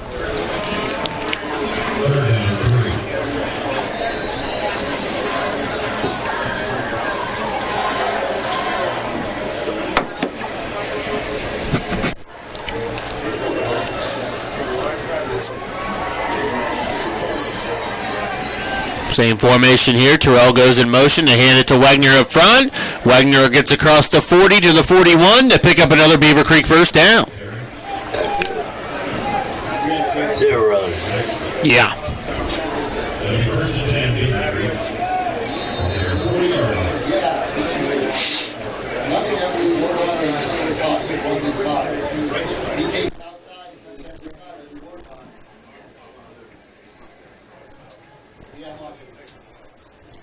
Here we go.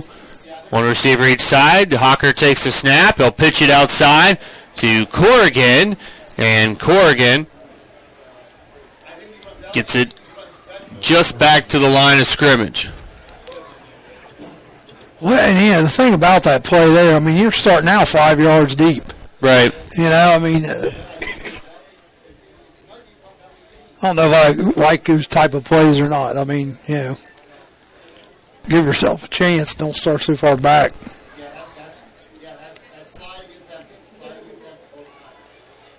Two receivers near side left. Option set. Wagner takes the handoff, and he's going absolutely nowhere. Maybe he got to the 43-yard line per the far side official. Are you guys surprised that they're not just going back to the quarterback run? I am a little surprised. I mean, it was so successful for them earlier, you know? Right, I think they're going to go back to it here because it's 3rd and 7. 3rd and 7 here for the Beavers. I mean, I would have went back to it. Yeah.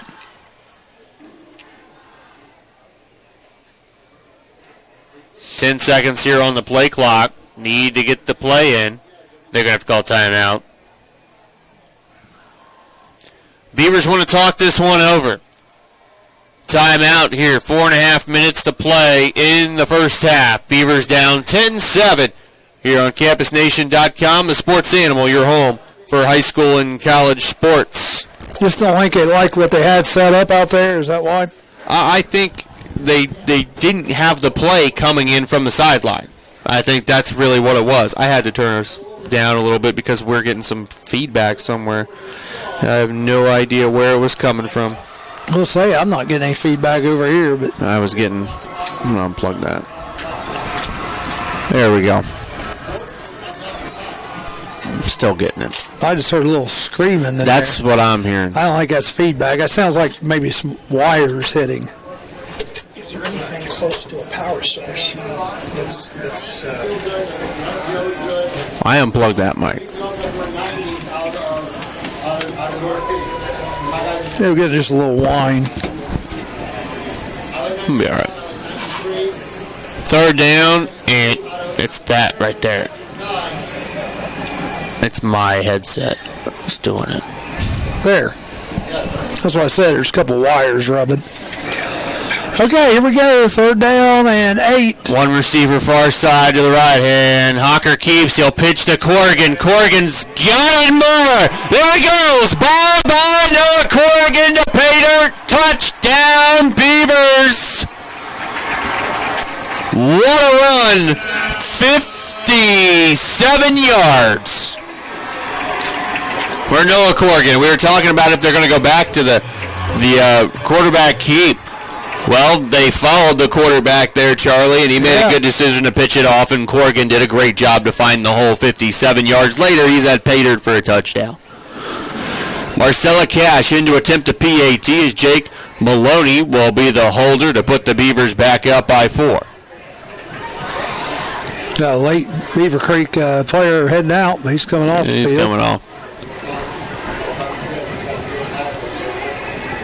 Snaps down. Kicks up, low end over and kicks, still good, right down the middle. 4:19 to play in the first half. Beavercreek 14 and Springboro 10. Ran into the kicker there too afterward, knocked her on her butt, but she got up running off. I don't know that it was intentional or not, but now let's see if the Beavers go back to another onside kick, is what we've been accustomed to seeing from them over the last few weeks.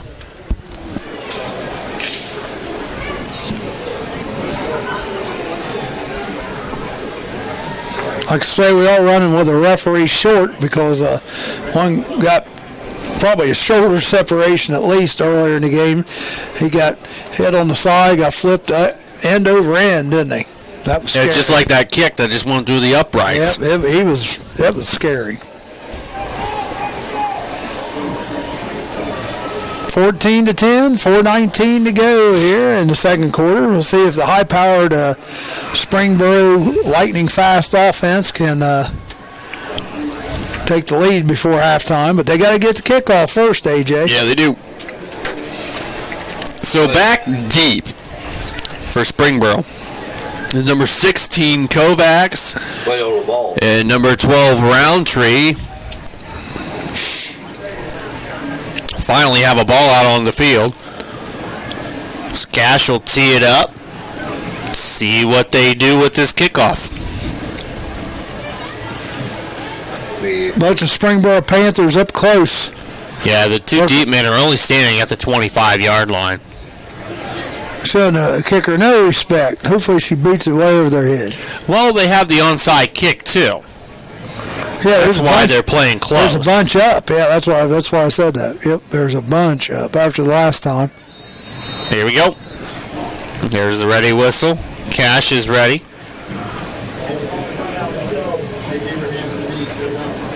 And there's the onside kick. It went 10 yards right in the hands of Kowalski right at midfield.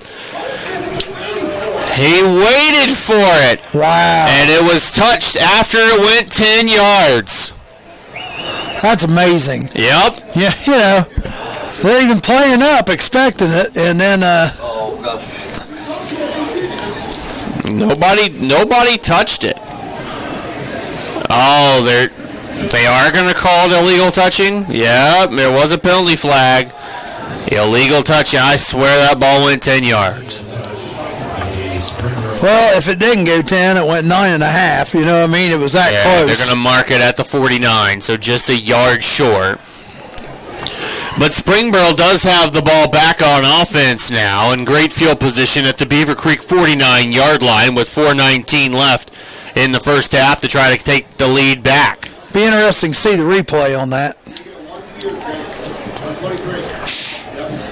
They were over 10. 6:15 on the play clock. 3 receivers far side left, 1 near side right in the shotgun now. Maul takes a snap. Beavercreek coming on a blitz. There's the swing out pass to Foley. Nothing doing. Maybe got 2. out to the 47-yard line. 2nd down and 8.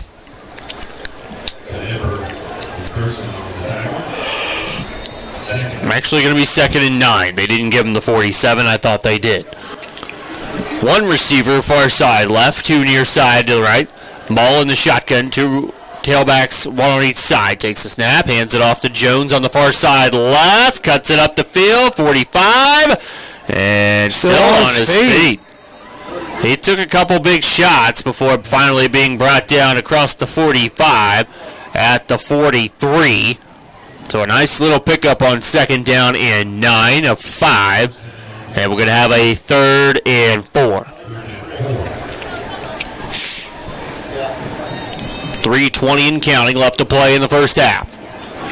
2 receivers, near side right, 1 far side left. Mull's in the shotgun. He's got a tailback on each side of him. Jones is on his right, Foley's on his left as he's getting the play in from the sideline. 2 seconds. Late, yeah. And Springboro has to burn a timeout. Just in time. I'll tell you what, they just...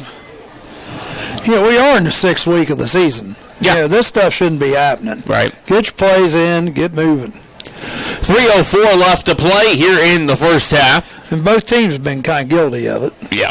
But they've had timeouts to handle it, but... 3 minutes, 4 seconds again here, 14-10. Beavers in the lead. Springboro has it 3rd and 4.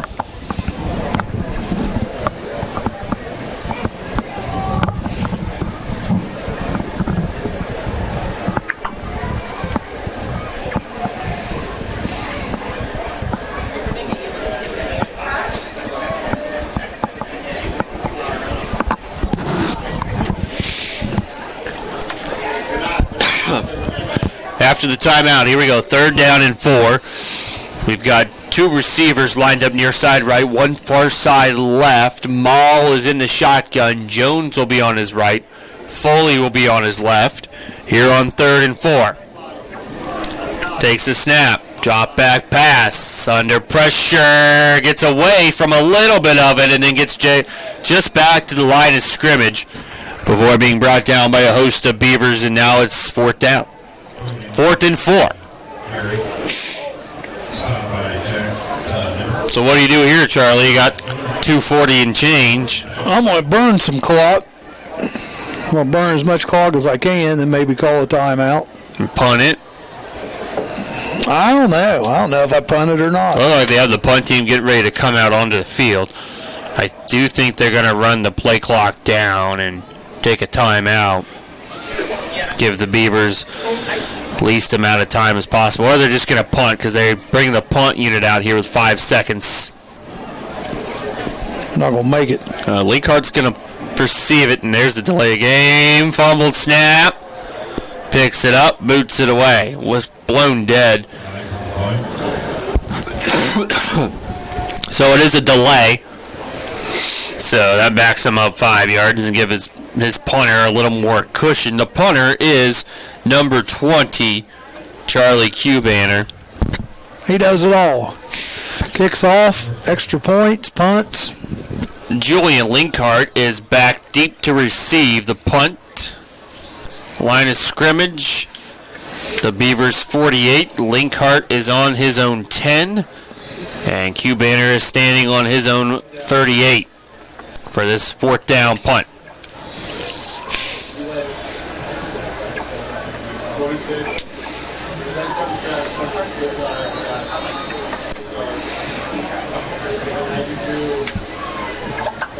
Waiting the snap. Takes the snap. Cubanner boots this one away. It's a high punt that is going to go out of bounds. Now we'll have to see where, because that one looked like the coughing corner down inside the 5. The official moving. He's at the 5.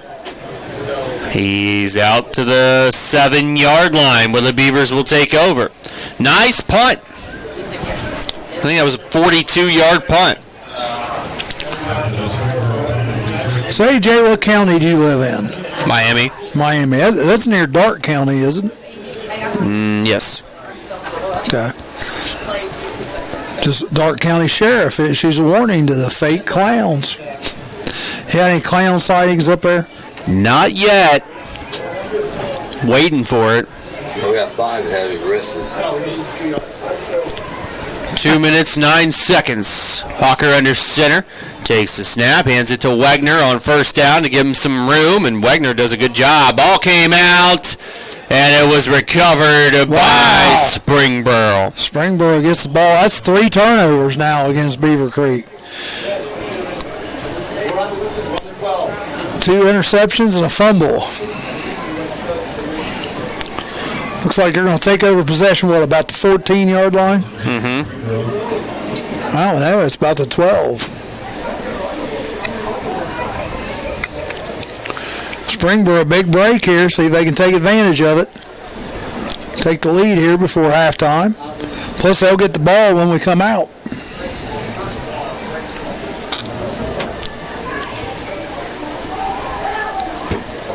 They got trips on the left, one on the right. Takes a snap as Maul. Scrambling to his right. Throws into the end zone and incomplete right at the feet of his intended receiver.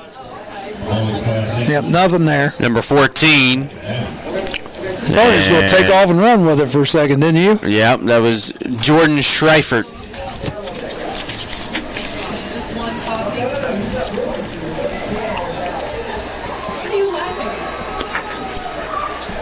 Again, waiting for that play. Come in from the sideline. 2 receivers near side, or far side left, 1 near side right. Takes a snap. Maul keeps it. Down inside the 15 to the 11. Minute 40 to go here in half. Third down 9. Third and about 9. 4 wide, 2 on each side. Minute and a half left to play here in the first half. Third down and 9. Maul takes a snap, rolls to his right, under pressure again, has to run again, and gets down. Oh, that's late crap. flag. Yeah, that's crap. They pushed him out of bounds. He was already out of bounds, and they gave him just a little push, and they're going to call. I don't think he was personal already foul. out of bounds. I think he was going out of bounds.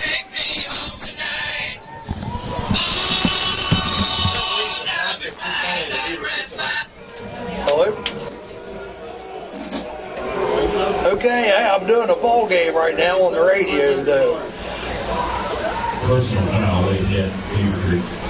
First down. So it's still going to be first down and goal. I think he was close. The eighth because I got a DJ job that night. So, yeah, First and goal, 1:16 left to play after the late hit penalty. Okay, I got a DJ a 50th anniversary or 50th graduation party, or believe it or not. Okay, so I know I'll be there. Yep. So I'll see you Saturday then. All right, thanks. Bye.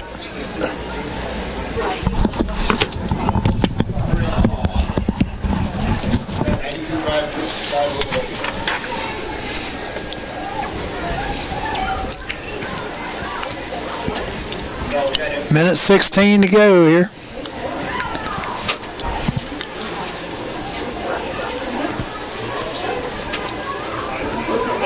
They're going to measure. I don't understand why they're measuring, because it should have been an automatic first down anyways with the personal foul. All personal fouls are automatic first, unless they declined it. And he was short. Why you would decline the penalty? No idea. Third down and short. The coach even agrees with me right next to me. Personal fouls are first downs. Oh, my say so.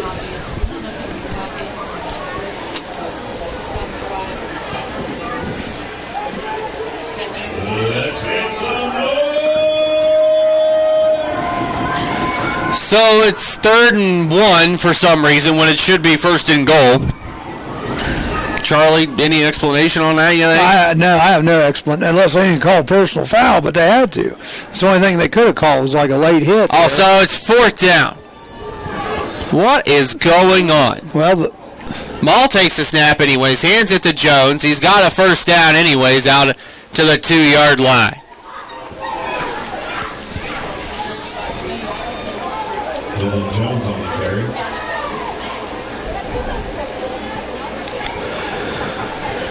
yeah, that didn't make any sense at all. No.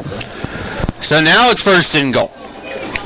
2 receivers, far side left, 1 near side right. Maul in the shotgun. Now slot receiver comes in motion from left to right. Takes the snap. Maul gives it off to Foley, and Foley gets into the end zone. Oh, yep. Yep, down here, this official has a touchdown. Touchdown, Springboro. With 56 seconds to go here in the half. Again, Beaver Creek's kind of just shooting themselves in the foot, though. 2 interceptions and a fumble.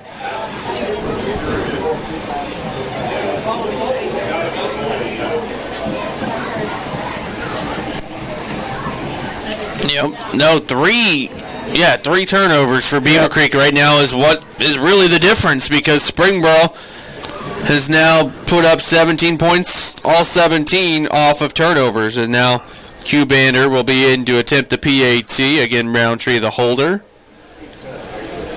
Snap is down. Kick is nearly blocked on the outside by Linkart, but it's up and good. 56-6 left to play here in the first half. It's now, Springboro 17 and Beaver Creek 14. So you got to think probably that Beaver Creek is going to run the rest of this 56 seconds out, because they're not going to pass. Yeah, I wouldn't think so.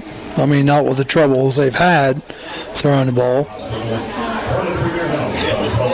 56 seconds, and then we'll have the bands on, the Springboro Panther Band, and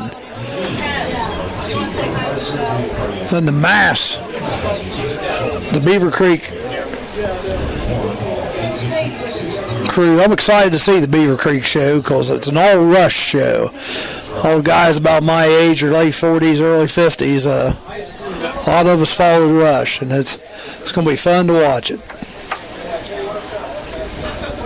You having any guests up here? Is Roger your guest here at halftime or anything? I don't have any guests. No guests, so we're just going to have the bands on the video, basically. Yes, sir, Ray. Sounds good to Bob. me. I think I'll walk outside just so we can hear. It's a nice press box up here, but the windows you are enclosed, so you don't hear much crowd noise or even much noise at all from the game, do you? No, not unless we have a microphone that I can dangle outside. All righty. Q-Banner to kick this one away with Julian Linkart as the returner. There's the kick. It's a nice high kick, and Linkart lets it sail over his head into the end zone for a touchback. I think in high school, if it gets anywhere in the end zone, it's a touchback. I don't even think you're allowed to run it out. Yeah, I don't think so either. I haven't seen one run out this year. I've always seen it blown dead. I agree out there. Again, that's probably just trying to protect people. That's why they're doing the stuff they are in the NFL. Because they say that's the most violent play in football. The kickoff? Yeah, because you got people who just Did you see the Penn State punter clotheslining Jordan Lewis last week in the Michigan game? Yeah. That was insane. Hawker under center, Wagner the fullback, 1 receiver each side, takes a snap. Hawker gives it off to Wagner. Wagner still on his feet, got across down to the 23. He only picked up 3 yards, but that was probably the toughest 3 yards he was going to pick up all season. Actually picked up 4. 2nd and 6. Beaver Creek's going to hurry, but they really only need to run one more play here before halftime. I don't know if you take a shot, but you might. Hawker's under center. Takes it, keeps it himself. He had a bigger hole that was a little farther out, but just took it right there. It's still close to the first down. That's what I would have done. That's been their most successful play so far, is just having the quarterback run it to the one side or the other. Yep. 3rd and 2, and we're going to go into the locker room. At halftime, Springboro has taken the lead off of 3 Beaver Creek turnovers. It's 17-14, Springboro in the lead, as we'll go to halftime here on CampusNation.com, the sports animal, your home for high school and college sports. AJ, you a little surprised? I'm not. Here's why I'm not surprised. I'm not surprised because there were 3 turnovers. Yeah. If Beavercreek didn't have 3 turnovers, this game would probably be 21-0, 21-3, maybe 28-3 from Beavercreek. But right now, I'm not really surprised it's this way because of the 3 turnovers and because Springboro has done a nice job and capitalized off those 3 turnovers. They've kind of shot themselves in the foot. Yeah. So again, we're at halftime here, and Rick and Charlie and Roger and I will take a little break, even though Rick hasn't done nothing all night. Except eat. He's 8. I'm just getting things warmed up. Well, I was going to ask you if I could take off here halftime and Charlie to finish the game. I just want to get home tired. I worked on freaking day. Do you want this? Yourself? All right. So what's the name of the company you're working at? Scott Steele. Scott Steele. Inside sales rep. It's What's that mean? You just on the phone all day, or? no. Basically, here I'll tell you out here. Let me get. You want to get anything to eat? I might grab a little, but I'm gonna go home to the girl and we might get something too. So basically, the guy, everything.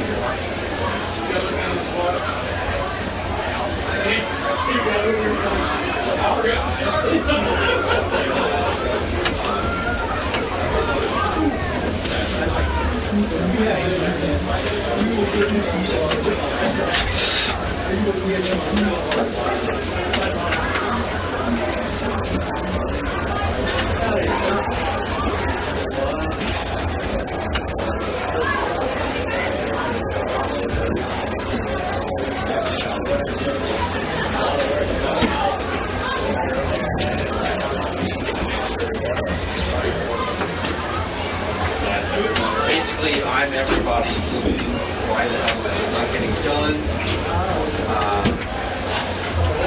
I'm the problem solver. I'm the problem finder, but I'm also more of a problem solver. Basically, my job is to find the problem.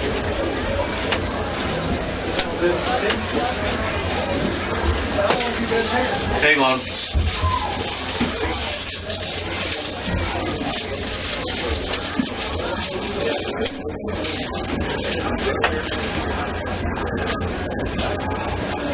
You go outside yet?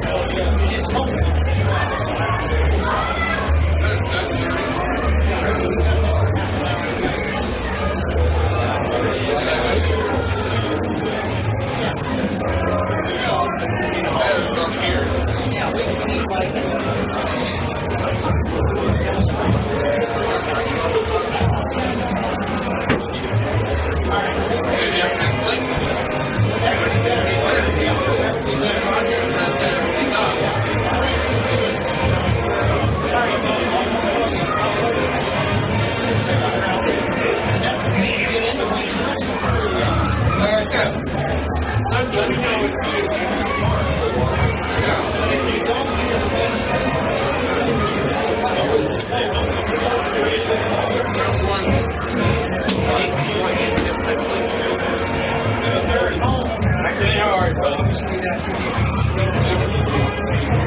I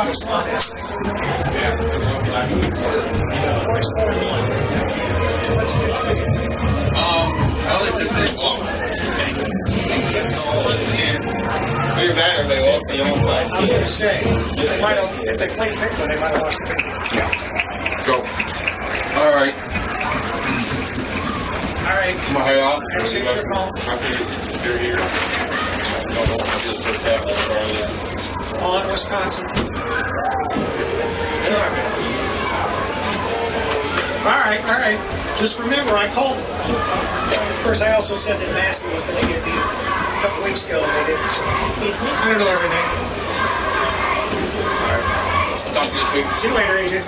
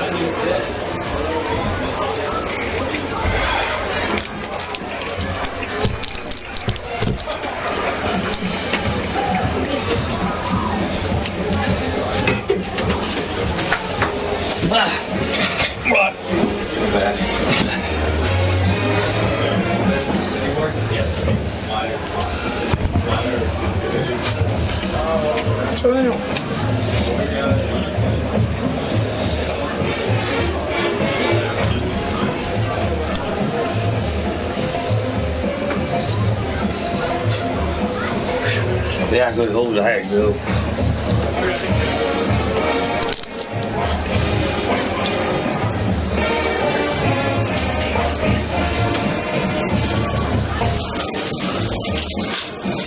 Yeah, I should. I'm not going to. I will at the end of the game.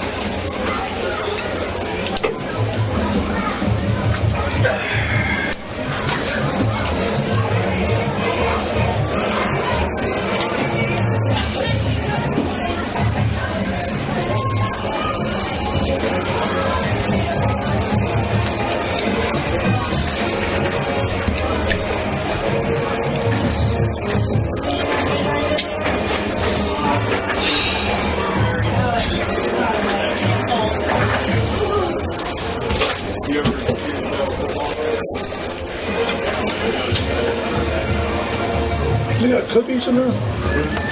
Have to get hooked me up with a cookie when you get done. I didn't see them. On my table.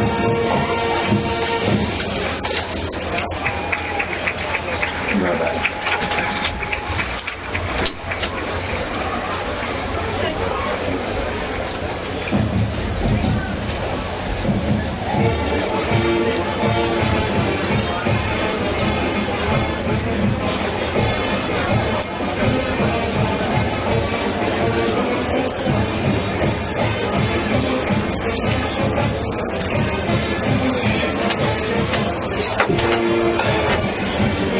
Thank you.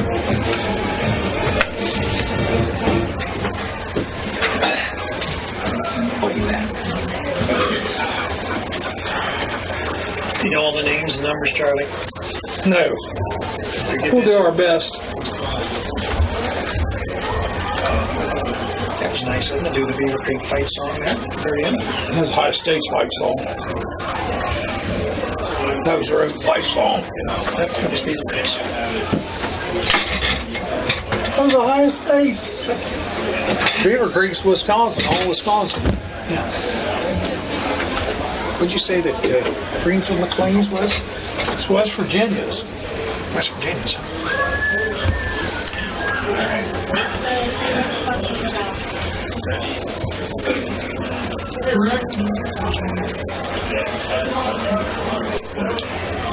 All right, Dave Martin is live. I think I know him. Ladies and gentlemen, Fill up a stadium, don't they? the Beavercreek High School Marching Band. Color guard, Look at Dave. He was at Best Buy doing it live. and under the direction of Matt Cross, with assistant directors Mike Bissett, Laura Conrad, Harley Strickland, and Andy Weaver. The color guard is instructed by Jonathan Gilman, Matty Boone, and Sarah Frederick. The percussion instructor is Bo Longo, with assistants James Nelson and Taylor Wiley. Graduate assistants include Jeff Sodelko and Charlie Boucher, and student teachers Josiah Keith. The drum majors are senior band members Patrick Frankenstein, Max Vargas, and Allison Huntington. Tonight, the 283-member Beavercreek High School Marching Band would like to perform a portion of their 2016 contest show, which features the music of the progressive rock group Rush. Tonight, we will feature the song Tom Sawyer.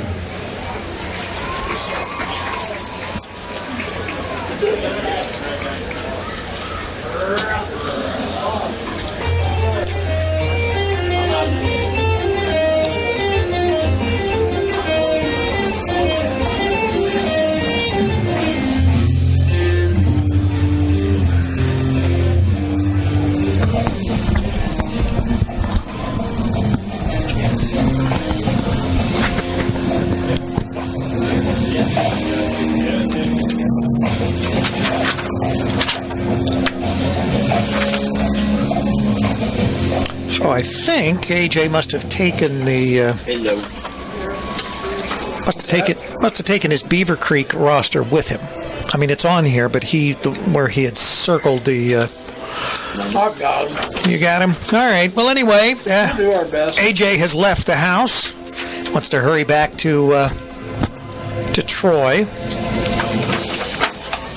And we are going to be picking up from there and doing the second half. Beavercreek trailing right now. Springboro, the Panthers ahead, 17-14. We've got about 7 minutes left in this half. Beavercreek's marching band, now 280 plus strong, out on the field.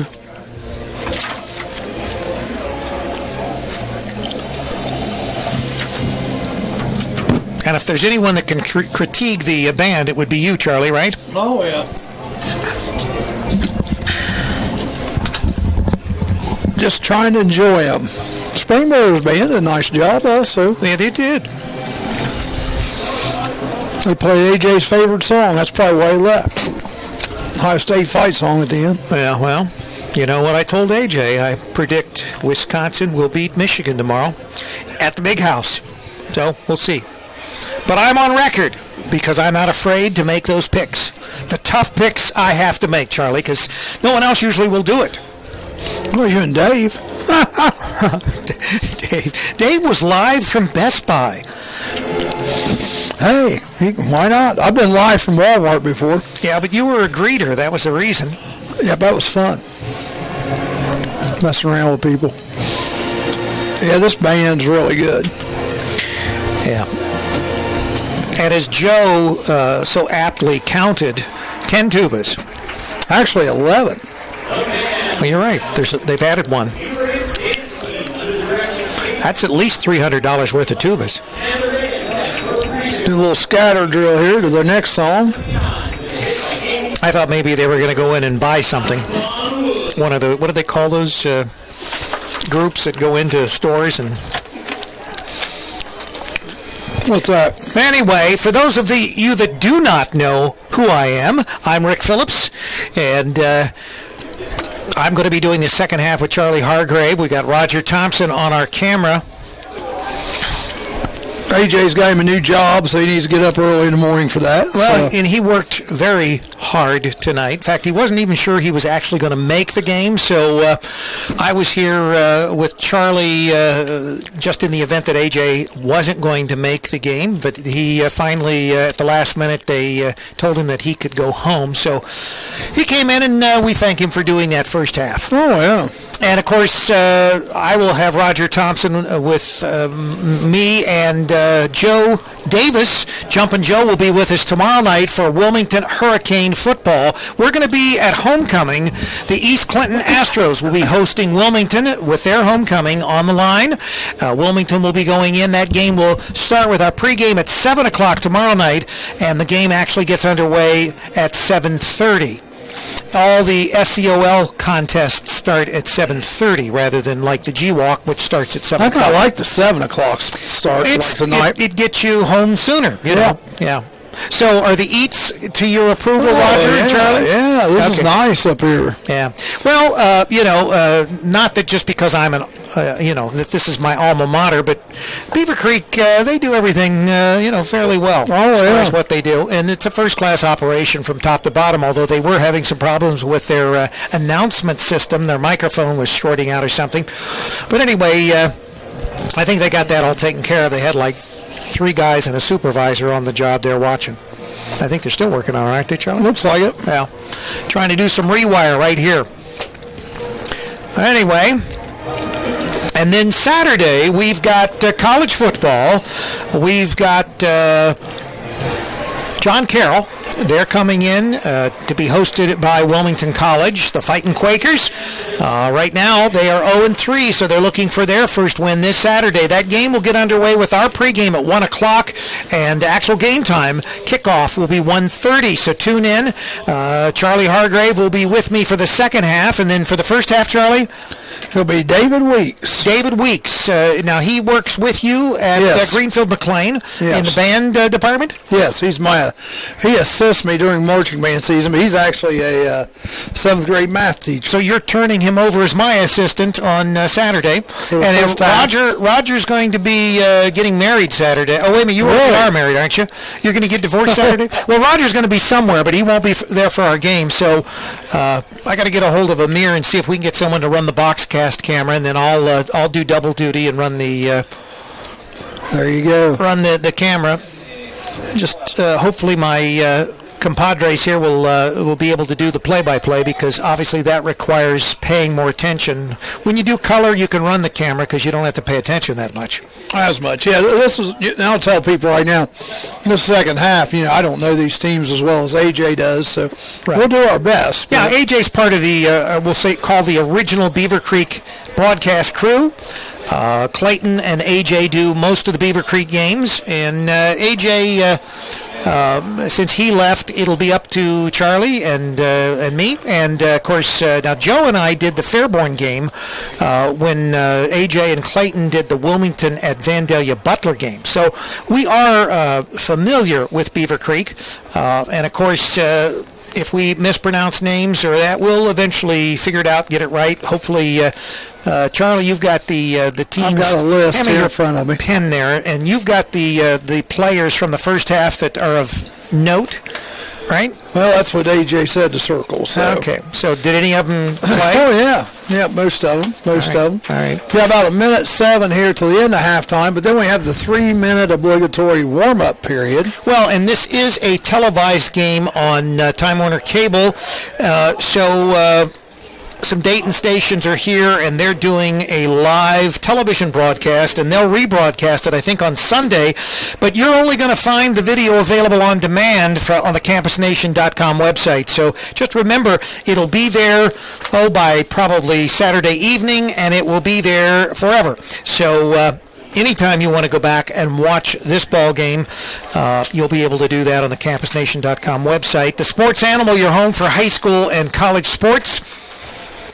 We haven't got a report about the referee that got hurt earlier, but they did take him off. It looked like he had his shoulder in a sling. So well, Beavercreek does have its own hospital, so they could run him over to the hospital and have him x-rayed or MRI'd or whatever they need to do as far as. But it did look like it was a shoulder separation or a shoulder injury, from what I could tell. Was this yours or mine? That's yours. Yeah, and first half score at 17-14.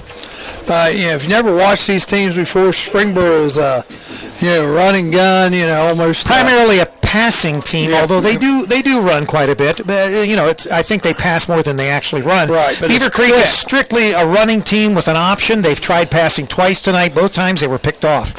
So their passing game has not been here a little bit to be desired. Yeah. And 17-14 right now. Like I said, is our score. Springboro is just taking advantage of Beavercreek turnovers. 2 interceptions by Beavercreek's quarterback Hawker, and they've also had a fumble that was recovered. Now Beavercreek has had one successful onside kick and probably should have had a second one, but the referee said it was illegal touching and turned the ball back over to Springboro. Yeah, it looked to me like it was close. Yeah, and the same thing with the penalty that they called at the end of the first half that enabled Springboro to have second life and to get in for that touchdown. That, I think, was, in my opinion, was probably the iffiest of all the calls. It was ticky-tacky. I mean, the guy did get hit. It was like right on the line. And, it wasn't a hard hit. It was just a push in the back. And, they called him. They called him for it. Well, obviously, if you're watching this, if you're watching this as far as in Springboro's perspective, they thought it was a good call. Most Beavers probably thought that, it was probably a little. Yeah, they've got 5. Springboro will start with the ball the second half. That is if Beavercreek doesn't have another successful onside kick. Yeah, now, this is common practice for Beavercreek to squib kick the initial kick and the kicks following. And I don't know, once again, whether it has anything to do with the prowess of our female kicker and just how far, She does a good job. Yeah, she does a very good job. But Marcella Cash, she's only a freshman, too. Yeah, and she doesn't, I've never seen her kick it long, is what I guess I'm saying. Right. I don't know whether, once again, it's by design that Beavercreek decides it's an awful lot of. I mean, you take Springboro and their kicker is kicking it from the 40 into the end zone every time. So you've got to look at the yardage that you give up with these squib kicks. Right. You're letting the other team essentially start from almost the 50-yard line. When you do these squibs like that, if the ball isn't recovered, as an onside kick, and that's the only thing that I would question. Can you afford to give up that kind of yardage all the time? You'll be able to see, Raj. Beavercreek did have another kicker, though, in pregame, but I don't see them listed on here. I knew they had another girl kicker, Hannah Eberly, who's actually a senior, but there was another guy kicking, too, and he was practicing, but he's not even listed as a kicker on the roster. Well, here we go. We're getting ready to start it off here. Now, of course, Beavercreek received at the beginning of the game, so Springboro is going to get this kick. And Beavercreek will be going left to right on your radio dial, and Springboro will be going right to left. So Beavercreek will be defending the south goal to start off. And Springboro will be coming from the north, and they will be traveling south. And right to left. Yeah, I guess you could say that. Right to left. Right to left. I'll tell you what, it Springboro. is nippy tonight. Now, they don't have, for some reason, they don't have there it is. The temperature is 59 degrees. It was 60 degrees at the beginning of the game. So, Well, look really, at that. They threw us a curve. We just told you that. Now so now they reverse sides. So Springboro will be going left to right now. Seriously, people, if you watch the video, you'll see what we're talking about. Right, we didn't lie to you. And We didn't try to fool you. And Beavercreek will be going right to left. And Unless the teams changed uniforms. Beavercreek is getting ready to kick off.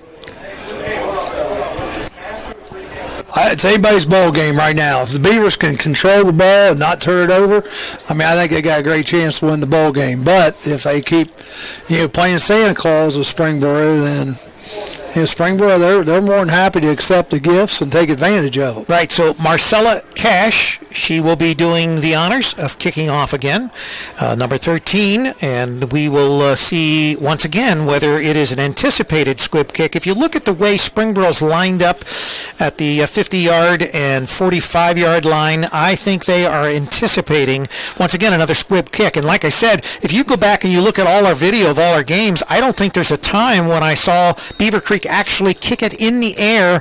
I think they've all basically been this type of squib kick. Huh. You kind of know what to expect, but yeah. Well, let's see. They've had two. One that was successful and another one that was close to being I thought was successful, but they ruled otherwise. Here we go. It's in the air. Kicks it away. It's fielded down to 25. Springboro. At number 22. Yep, that's Dylan Jones. Yep. Or Dylan Jones. I'm not really sure how. Speaking of Dylan, for you Wilmington fans, tomorrow night, don't expect Dylan to be playing again. I hear from his dad that he will be sitting out one more game before he comes back to play. So he won't be playing tomorrow evening against East Clinton. East Clinton's probably just as well happy about that. Springboro will have the ball starting out the second half at the 38-yard line. So now, is that Brody Maley? Brody Mall, I believe. Brody Mall. All right, Brody Mall at quarterback. Right. He's getting to play in from the sideline. Again, they take an awful long time to get these plays in. They got trips on the left, one receiver to the right. Handoff. Handoff goes to number 22, which is Dylan Jones, and he runs straight up the gut for about 8 yards. Nice gain. So do we think it's also pronounced Dylan, or do we think it's Dylan or Dylan Jones? I think it's probably Dylan. Most likely. Very unusual to pronounce Trips it the other way. right this time. We got single receiver to the left, looking to pass. The ball just takes it, and he goes up the middle, goes clear down to the 40-yard line on the Beavercreek side. Nice pickup. It's a gain of about 15. Yep, just a quarterback draw all the way, and here we go. Springboro stepping it up. Referee's winding the clock, and Springboro's ready to go. The chains aren't set yet. Here we go again. Ball takes off, and he gets another 9 yards. Yeah, looks like 8 yards. Went down the left side. Beavercreek trying to get ready. They're trying to get set before Beavercreek gets set. Very up-tempo this second half. Yep. Ball's thrown away, incomplete. So it will be 3rd and 2 at about the 32-yard line. That was a good time to attempt a pass since they only need 2 yards for their first down, and they are in Beavercreek territory now. Yep. At the 28-yard line. 32-yard line. Yeah, 32, and it's 10:57 left in this third quarter of play. Yeah, you'd think I have cataracts still. No, I did the same thing earlier. You're all right. 3rd and 2. Ball gets the ball, hands it off. And it goes straight ahead, and that's going to be close, but I think he's going to be short. Hand it off to it's going to be a matter of inches. Well, it looks like a football length there, Charlie. About a football length. Yep, fourth down, 1 to go, and critical play. Springboro is Beavercreek fans are stomping the bleachers. Stop them in the backfield. They pull back, trying to get the play in from the sideline. 8 seconds on the play clock. They get the ball. And off the 20. Jones right up the gut, going down the 20, 15, 10, down to about the 10, a little under the 10-yard line there. Straight up the middle. Thought he was going to break it all the way, but he didn't. So they're taking him out. Give him a little rest. Might have been gassed a little. It's going to be a 1st and 9 from the 9-yard line. So, here's Pass the end zone, caught. Got it. And it's a touchdown. Caught by number 17, Tyler Tischler. So Springboro, the Panthers take now a 20-point lead. It's 23-14. Yeah, well, it'll be a 20-point lead, I guess, if they... You mean 10-point. Or 10-point Man, lead if they're Rick, successful. you're that Common Core math, Charlie. You're in that Common Core math, dude. That's why we have it, because people like you make mistakes like that. 23-14. It's a good thing I don't have any young kids that I've got to teach, right? 23-14. Yes, it is. Well, I'll tell you what. I was downstairs, and there was a young lady. She's a Beavercreek student, I'm assuming, but she's got to play volleyball or basketball or both. She was taller than I was. This girl was tall, and she didn't look like she was that old. Kicks up, and it's good. So 24-14. Springboro comes right out. 10-point Beavercreek losing right now. Charlie, we've got something going on tomorrow evening. What is that? Tomorrow evening, you got a Saturday evening. Saturday evening. Saturday night, we're going to be out. It was funny because Haunted Hollow called me and they said, you said that was going to be the 8th. And I said, nope. So there's no way. I said it's going to be the 8th because we have to DJ a... So they don't know that we're coming Saturday? Yeah, they do. They do now? Yeah, they knew. So were they listening or did you post it? I posted it and told them. Okay. Anyhow, the first this Saturday, we're going to be out Haunted Hollow, 6:30, doing a show from there. Yeah, and there's no way I'm doing the 8th, because the 8th I'm going to do something also kind of special. The 8th I'll be DJing the class of 1966, Wilmington class reunion. Wow, that's they graduated just a little after you did. Yeah, 50 years. I told them I was 2 years old when they graduated. They didn't like that very well. Yeah, well, you lied. That's Pat Haley's class. Oh, okay. So Pat Haley and old-time sheriff. One of the Bennetts that I'm dealing with on it. And that's going to be out at the fairgrounds. That should be a good time. That's October 8th, but that's a private party, but should be a fun time. Okay, so Charlie, is it Kubander? Yeah, this is Charlie Kubander getting ready to kick off. He has one heck of a leg on him. Now, he should put this in the end zone as he's been doing the rest He's of it. He's done it all night except for one time. It's going to be short. Just a little bit short. And it's fielded by Linkhart. Linkhart takes it down the left side and gets clear out to about the 36-yard line. Julian, good run back. Finally brought down by number 33, Tony Sandlewick. So Julian Linkhart picks up some considerable yardage. Beavercreek's going to start from their 35. Yep, 35. 35-yard line. It'll be 1st and 10. Beavercreek trailing, though, by 10 points, 24-14. We've got 9:49 remaining in this third quarter of play. Beavercreek's got to get some offense going. And here we are, we're waiting for that play to come in. I mean, it's the first play. You'd think they'd have that already set and just ready to go. So Cody Hawker at quarterback? Right. He takes the snap. He keeps it, goes around the left side, and he's gang tackled by about 5 Springboro Panthers after a gain of about 3.5 yards. We have the Springboro coaches to the left of us in the press box as we look out. We're looking west, and they've been fairly quiet. They haven't really gotten excited. They're pretty happy. I mean, yeah. Well, the only thing they've been upset about was when they had that personal foul call. They didn't get the automatic first down, which we're still trying to figure that one out. But here we go. It's 2nd and 7. Hawker takes the snap. Plays coming left, holds it again, but again he's tackled. Didn't pick much up. Looks like we've got a Springboro player down. Got his arm he's holding. I tell you what, every time, too. Official timeout for injury. Every time that Beavercreek runs the ball, I tell you, these Springboro tacklers are trying to strip that ball. They've been trained to do that. And they've got one fumble tonight. They've got 2 interceptions, but They really go after that ball when the runner has it. Well, Beavercreek, their record is 4-1. Springboro's record is 3-2. So they're both obviously very competitive teams, unlike the Fairmont team, which hadn't won a game but gave Beavercreek a run for their money last week. And speaking of the video, because there were some problems with our audio the first half of the game. What happened there? Well, I think AJ didn't have some plugs plugged in, but he had other issues at the beginning of the game, and really, quite honestly, they were my fault.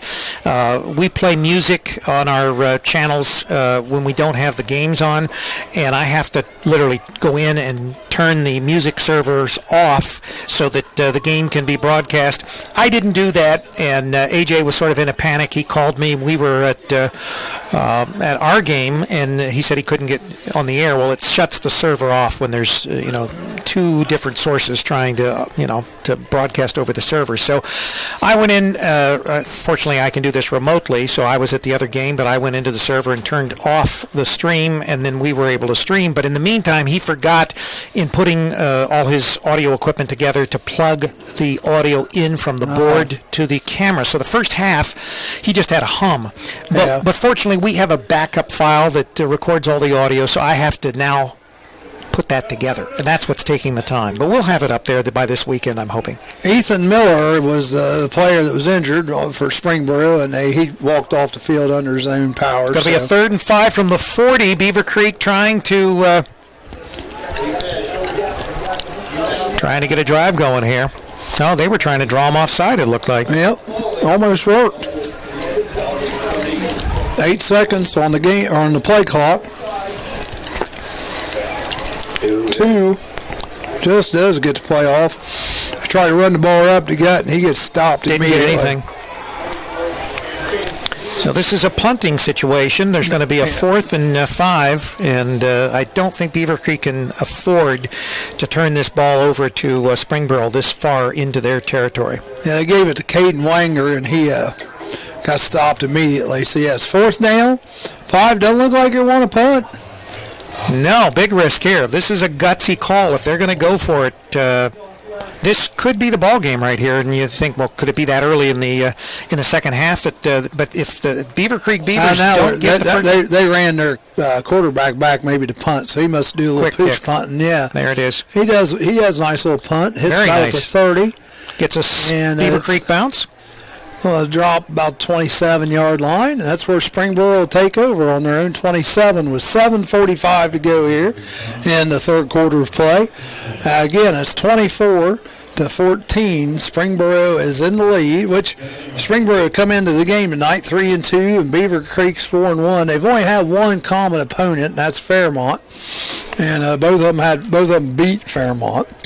So here we go. I tell you what, this Beavercreek has got to shut Springboro down on this drive. They cannot afford to give them even another field goal. Brody Mall, I tell you what, he likes getting this Panther offense going quick. And I tell you, when they run quick, they seem to do a lot better than when they they're very up-tempo when they do that. He's got the ball keeps it, and he goes to the left side, and he's still got the ball. Yeah, he gets about 4 on his first down play.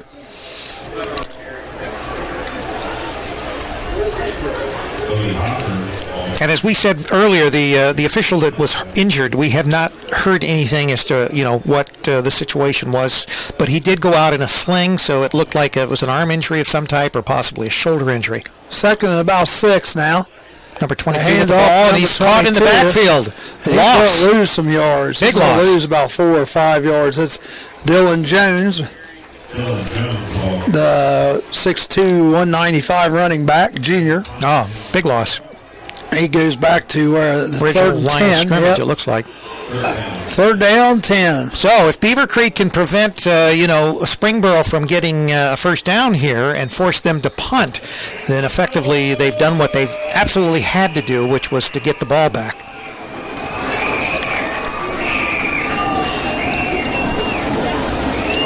Beavercreek the coaches don't like something. I don't know what they're seeing. Brody's going to pass. Long pass. Oh, and number it's caught. 14 catches it. Caught by number 14, Jordan Seifert, down the right side. And a heck of a catch. He had two receivers there, Tyler Tischler and Jordan Seifert. And yeah, it looked like it was going to Tischler, and Seifert was behind Tischler by about a person. There was a sandwich there of a Beavercreek defender, and about 40-yard pass. Yeah. 40-yard pass. Seifert comes up with it. And they're right back at the line of scrimmage is Maul. Heck of a catch. Maul takes it on his own, goes right up the middle. He's still on his feet, gets down to about the 25, and that's going to be another first down. That's going to be another first down. They gave him the first down.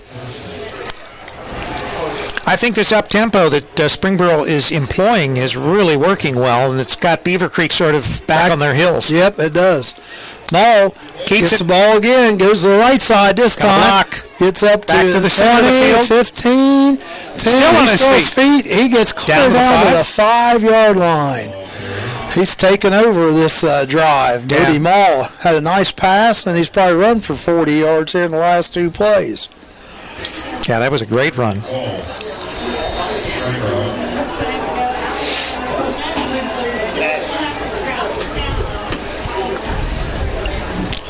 And that's first and goal down on the 5 for the Panthers. Hand off to number 22, but he stopped right there at the line of scrimmage. That's Dylan Jones. Dylan Jones, yep. Didn't get much.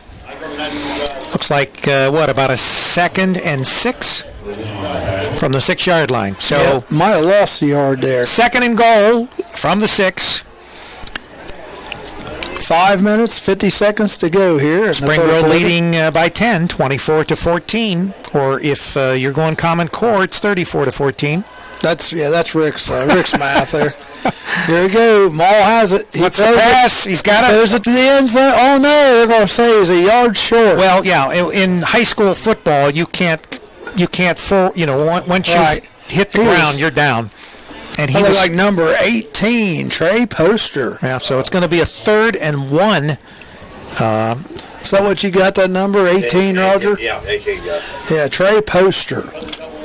There we go. 3rd down on the 1. Number 22. Hand off to Dylan Jones, and he's short. Yeah, so it's going to bring up a 4th and 1. This is going to be interesting to see what they want to do. Whether they're going to try to punch it in. I'd say they're going to go for it. Well, they're up by 10, so, I don't know. 4 minutes, 50 seconds to go. 23 seconds on the play clock. Griffin Brown comes in, so it looks like maybe they've got a play to Mr. Brown, maybe. 4th and goal. No, they did not make it. Beavercreek takes over on downs. In fact, they actually lost yardage, it looks like. So, good defense for the Beavers. Springboro really did not have a lot to lose there. They could have, what they probably considered, salt the game away if they would have scored 7. So I can understand them going for it rather than kicking the field goal. Yeah, I mean, I'm surprised really they didn't take a timeout and talk about it and really may try to put a little better play than that in. Well, I think it up together. I mean, I think that what they've been doing with this up-tempo and preventing Beavercreek from thinking about any of this, I think that's probably why they did it as quickly as they did, and they didn't take a timeout. So Beavercreek is going to start, looks like, on the 2-yard line. Now, they got to be careful because they gave the ball up this last time they were deep in their territory. They handed it out to the right side, and who's that, number 20? Is that number 22? 20. Number 20? 20. Rodney Alston takes it out the right side. Alston picks up a few. It's going to be a 2nd and 5 from the 7-yard line. What do we got? They're going back to... Just going to huddle up. And that's good. They need a little breathing room there because they were lined up that time. Several of them were in the end zone. Yeah, well, this is obviously, hopefully... 2nd and 5. Handoff again. Got it. Got the first down. To number 20 again. Rodney Alston, fullback, 250-pound senior fullback. He's carried the last 2 times, got him out of the hole. So now it's going to be 1st and 10, and they're around about the they've got a little breathing room on the 12. 1st down 10. Beavers on the 12-yard line. Hawker still behind on the quarterback. He tries to go out to the he gets trapped by left his own man. side, and he gets hit in the backfield. And he's lost a yard at least. Here's the problem. Obviously, the Beavers are down by 10 points. And now they have broken a few long gainers as far as with the run. But, in fact, there was one, I think, that was called back. Should the scoreboard be showing third quarter? Yeah, it should be. Yeah, motivate. Okay, 2nd and 10 here on the 12. They didn't show any. And now it's going to be about 2nd and 12 on the 12. So where does the third quarter? He gets the ball pitched out right the last second. We have a late flag come in. Yeah, which would be something that happened after the play ended, it looks like. I don't know what he called there. I don't know if we have a face mask or that's clear on the other side of the field from us, so it was hard for us to see. Anyway, the point that I was making, Charlie, is Beavercreek being primarily a running team, and they've passed a couple times, and in both cases they've been picked off. It's very difficult if you get down by more than 10 points to mount a comeback. That's what I said earlier in the game. You got who's going to play their game, who's going to run the game, and right now Springboro is playing their game. Beavercreek's backed up. That was a holding call on the Beavers. So now we're looking at second and about 16, 17. Right, so they're back close to their goal line. Yeah, the ball's on about the 6-yard line. So, once again, they've dug themselves a hole. Third quarter is winding down. Yeah, still got second quarter up there for some reason. Ball's handed off, but they're going to give him forward progress to about the 6.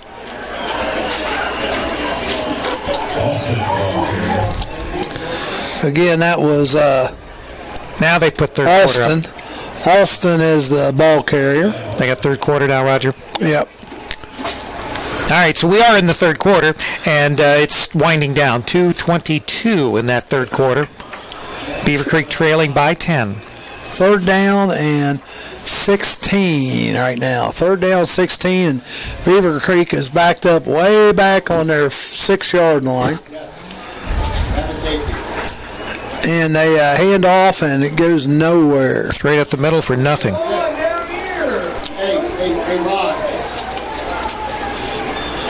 So now it's about 4th and 16. Roger, I could use a real nice Tim Hortons hot coffee. You got one hanging around here somewhere? No? So I'm sure Beavercreek's going to punt here, 4th and 16 on their own 6. Well, I don't know how they're going to do that because, once again, as I said, there goes it's going to have to be the quarterback. Yeah, the quarterback is the punter, too. It looks like Hawker is going to be punting. He gets it out of there, shoots it toward the sideline. Picked up on the 40 by Springboro, and he brings it up to about the 30. So, once again, Beavercreek in some dire straits here with Springboro at the Beavercreek 30.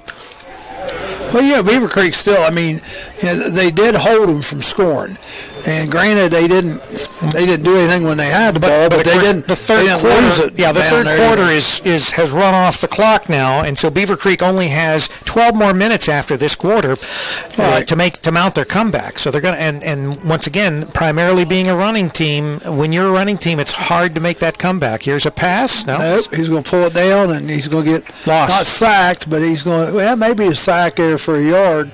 Yeah, if it's a loss, it's considered a sack with a quarterback. Looked like well, he did make it back to the original line of scrimmage. Looked like Maul was going to pass and then find anybody open, was going to take off, and he got tackled right to the original line. So it's 2nd down and 10, and Maul is on the Beavercreek 30, getting the play in from the sideline.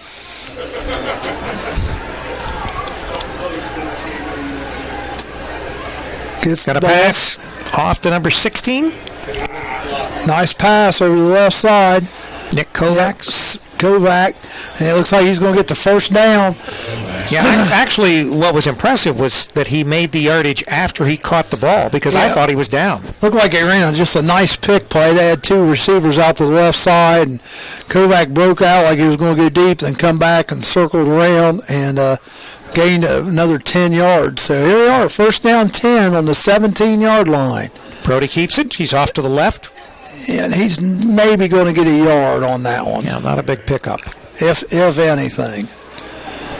So it's going to be 16 seconds. I would assume that they're just going to let this run down, and we'll go to the fourth quarter with Borough up 24 over the Creek, 14. Looks like they're going to have like a 2nd and maybe 8 or 2nd and 9. Yep, about 2nd and 9. All right, third quarter has run out. We've got the last 12 minutes on the clock. Beavercreek trailing Springboro 24-14. And Springboro is on the move. They are in Beavercreek's territory, and they're going to be... second down 10 on the 17, and they're up 10 points. And yeah, they can get a touchdown here.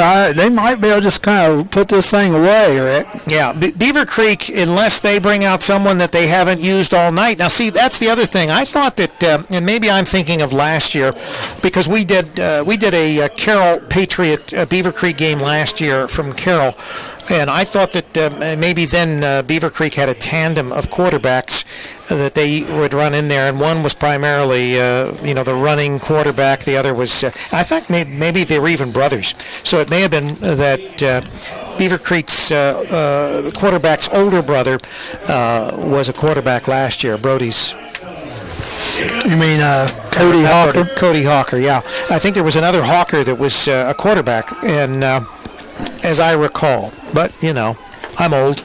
I don't know. This is the first time I've obviously seen these games because I have someplace else to be on Friday nights. That's usually. right. Primarily being the band director at Greenfield McLean, you would be busy on Friday nights. And, of course, the advantage tonight is it's a Thursday night. Yes. Yeah, it's been fun to come up here and watch. Well, and this is such a fantastic facility to watch a. So commercial timeout. Yep, just between quarters. Time Warner's doing the game tonight. Right. But the thing is, you get to see it once with them. With Campus Nation, you can come back and watch it as many times as you want. Yeah, well, they'll have a broadcast, a rebroadcast, I think, on Sunday. But then I don't think they broadcast it beyond that. 24-14, Springboro with the ball. They run right up the gut here. Charlie Kuban. No. Is that Kuban? That's 28. Oh, 28. Liam Foley runs up the middle. Liam. That's almost an English name, and Foley could be English. Yeah, it looks like it's 3rd and 3. And Springboro's down about the 10-yard line. Purdy Mall gets the ball, throws it toward the end zone. Oh, nice. Caught. Should be a touchdown. Slides in. It is a touchdown. Tyler Tischler's having a night, folks. He's got an interception, a couple of big catches, touchdowns. And that makes it 30-14, Springboro. Time to go fast now.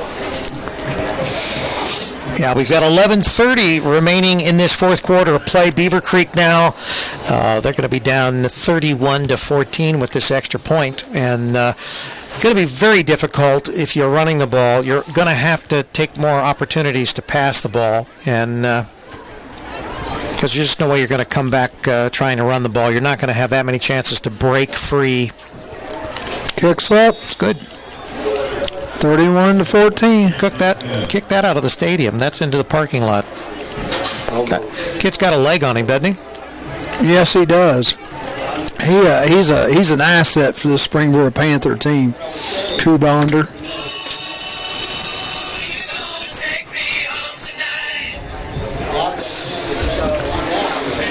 So, Beaver Creek down now 31-14 with 11 minutes and 30 seconds remaining in this ball game.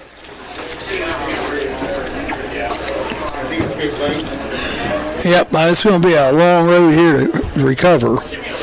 But you never know. I mean, stranger things have happened. Well, that barn burner last week with Fairmont, they managed to make it back from what looked like, a perilous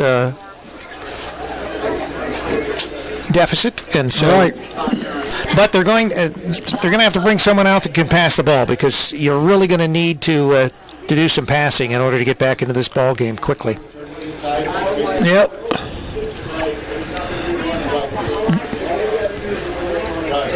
So Springboro getting ready to kick off. Yeah, I know. Yeah, that was heard all about that. 11:30 to go in this football game, 31-14. The visiting Springboro Panthers are in the lead. And have the game well in hand at this point. Yep, because they get the ball. I mean, they can do a lot of running and kill a lot of clock. Ball's kicked away, and that one's going to be in the end zone, and it's going to get them back out to the 20. Yeah, if you just look at the difference between the kicking game between these two teams, where primarily Beavercreek was squib kicking, and in most cases, Springboro was starting at their own 40 to the midfield line. It's a lot of room, a lot of extra room that you've given up as far as where you start from or where the opposing team starts from.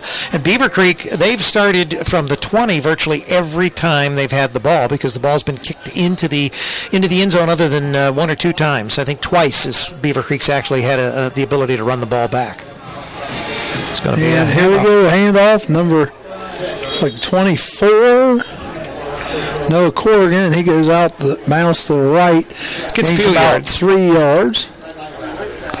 Trying to look up, see how our wonderful Bengals are doing here. See if I can get a Bengals score here. Let's see. Cincinnati is leading 10-7 right now. There you go. And it's in the second quarter with 12 minutes and 37 seconds to go. 2nd and 7 from the Beavercreek 23. Cody Hawker hands the ball off. Got a little hole there to the right side.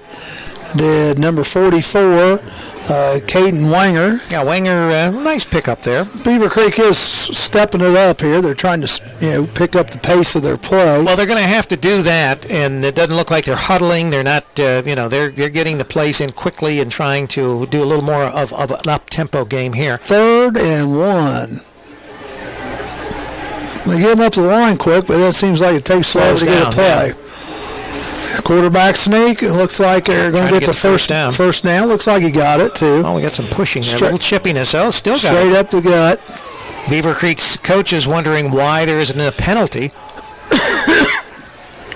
Yeah, a little bit of a late hit there, but nothing called. It is football. You know what I'm saying? And it is a first down. So Beavercreek picks up the first down. That'll stop the clock for the time they move the chains. 1st and 10 from the 30. Beavercreek has the ball. 10:40 to go in this game. And once again, here we're wasting a lot of time getting the play in.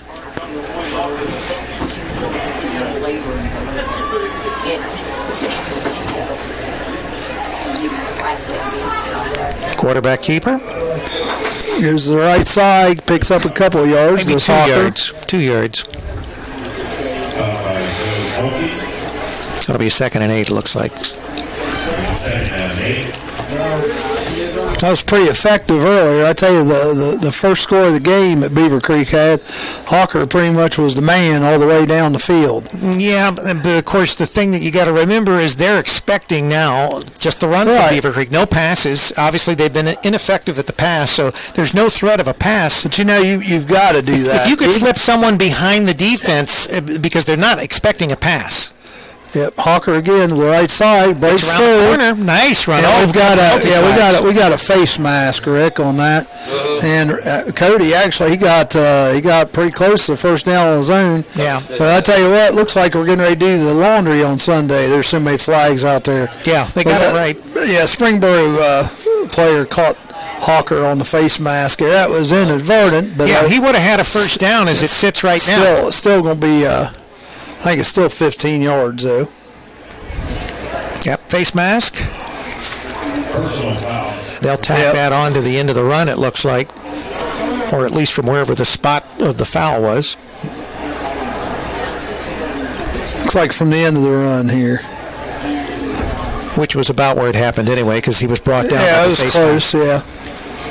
So the chains will move, and Springboro's not helping themselves with these penalties. Goes into Springboro territory on the 44-yard line. Beavercreek will have 1st and 10 there. Just 9 minutes and 41 seconds left in the ball game. The biggest problem right now is the clock. The clock is Beavercreek's biggest enemy as far as the time running. Hogger to pass. Pass. And no one's there. Yeah, it's exactly as I had, said. If they could just sneak someone, because they're not expecting a pass. Although Springboro looked like they had two people back defending him. He was well defended. He had double coverage. He threw right into it. But I don't care. I mean, you're in a situation you've got to pass the ball a little bit. And you really need to score quickly to make. If they could put 7 on the board and they could reduce it to a 10-point lead, they could make Springboro start to think about things. Hawker takes it to the left side. Still got it. Still has to the it. left. Going right down the sideline. Stays in bounds. He gets tackled. He's going to be like 3rd down and maybe 8. 7. We'll do 7.5. How's that sound? And the ball is on the 42. Actually, they're giving him a little bit more. Look where they moved the chain. I mean the marker. Down marker, yep. Yeah, it's definitely 3rd and 7. Still a long 3rd down here for Beavercreek. Yeah. Of course, they're going to play 2 downs down here for sure. Yeah, they don't have 4 much down choice. territory. Hawker with the ball. Hawker with the ball. He's going to get about 5 of those, about 3 of those yards back. Springboro player looks like he's hurt. Yeah, he come rolling Took his out helmet there. off. He'll have to come out. Yeah, he's hurt though. Yeah. Number 42, Duncan Ryan, 6 foot 230-pound senior. I don't know whether it's looked like his Mike. leg. It kind of looked like me. He was holding his hand, like maybe got stepped on or something. Well, usually when the helmet comes off as quickly as it does, I thought maybe there was something, where he got poked in the eye or something, but. I don't know. We're so far away, it's kind of hard to tell. And something happened to him. I mean, I kind of think it was hand. Rick kind of thinks it was foot. And he did take his helmet off quick, too. So that makes you wonder, too, if it wasn't something up in his head. He come rolling out of that pile quick. Did, yeah. Beavercreek's got a 4th and 5 from the 40.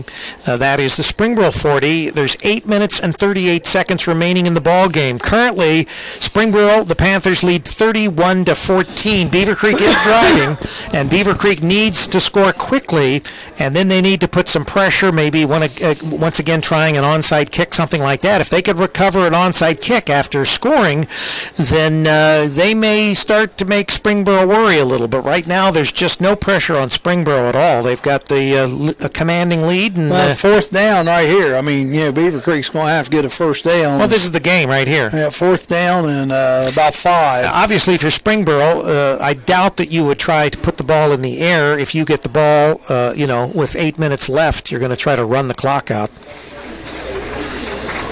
So they're taking 42. Yeah, that is, like I said, Duncan Ryan. Ryan's He's going off the field, and his legs look all right, and heck, he looks all right all the way around. Maybe he did just get poked in the eye or something. And, but he come out there rolling real quick, like something serious had happened. But well, typically when someone pulls their helmet off as quickly as he did, I just, unless he was having a breathing problem or something that would, and even then the helmet doesn't really restrict your breathing. No, but it's just that idea. More indicative of, but I didn't see what he was grabbing, so. 4th and 5. Trying to draw him off sides.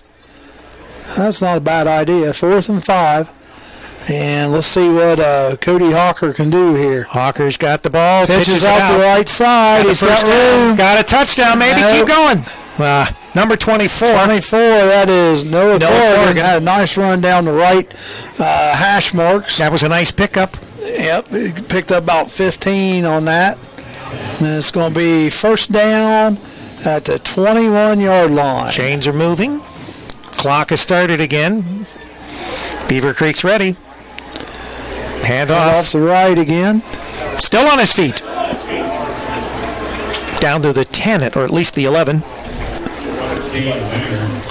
Winger? That was Winger, yeah. Caden Winger on that run. About a 9-yard gain. So 7:50. 2nd and 1. 2nd and 1 for the Beavers. Let's just put it in the end zone. Forget about the 1. Right side again. Pitch. They're going to lose about 5 or 6 yards here. Yeah. Now, I tell you what, that's one of those pitches, too, where earlier he almost did this, and A.J. and I were talking about it. Almost the Springboro player could have... Almost threw interceptions. Yeah, it could have been 6 the other way if that happens. Yeah. They've got to really be careful doing that. Yeah, well, once again, you're in 4-down territory, and you've got about a 3rd and 6. It went from 2nd and 1 to 3rd and 6. Right. So Beavercreek has 2 opportunities. They've got a 3rd and 5 on the board from the 17. 7-11. Once again, the clock is the big problem. Run to the right. Gets a few. Looks like maybe pick up a 3 yards. Probably a 4th and 2 again. 4th and 2. 4th and 2. Yeah, it looks like about 4th and 2.5, 3. So 6:47 to go here. Clock says 6:44. We've got a 4th and 2 on the 12-yard line. This is a must. Beavercreek must. Repeat, they must get this first down. With what little time is left on the clock, if Springboro gets the ball back, it's pretty much lights out. Run to the right. Oh, and they stopped, I think. Second effort. Maybe he did make it. Yeah. Where they're marking, it's the 10. I thought they'd stopped him for a second, but well, they did. He had a second effort, which managed to he sort of squirted underneath the defense and picked up the first down. So now we got a 1st and goal from the 10-yard line with 6:23 and counting. Springboro 31, Beavercreek 14. Hand off to the right. Looks like a pickup of about 4. Again, back to Wanger. Caden Wanger. Pick up a 5. 1st and 5. 2nd. Or 2nd and 5, yeah, from the 5-yard line. 2nd and 5. So we get that many yards again. We get back a touchdown. to the right. Nope. Looks like down to the 2. Again, that was Wanger. They're just kind of handing it to Wanger here about every play. 3rd and about 3. For the touchdown. 3rd and 3. Hawker takes it by himself. Touchdown. No, they're not going to call it. I think he's short. So it's going to be a 4th and 1. Yep, 4th and about half a yard. Big thing is that they're taking all this time. Yes, the clock just keeps running. We're almost down to 5 minutes. All right, once again, this is a critical. They've got to push it in. Got it. Touchdown, Beavercreek. All right. So the Beavers can cut this down to 10-point lead with this extra point kick. Right now it's an 11-point lead. That was Jake. Was that Jake Maloney? Number 12 on the carry, Jake Maloney. Yeah, that's Jake from State Farm. Is it? Mm-hmm. Okay. Yeah. 31-20, and in comes our Marcella. Marcella is there to kick.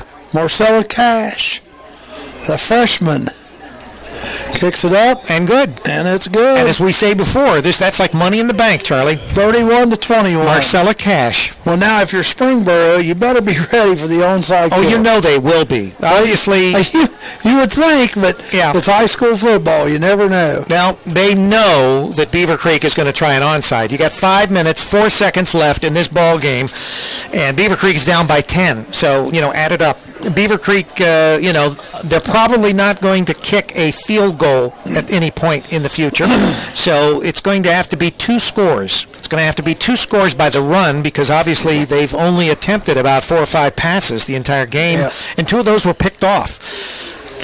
So 31-21. 5 minutes, 4 seconds, and Beavercreek will be kicking off to Springboro.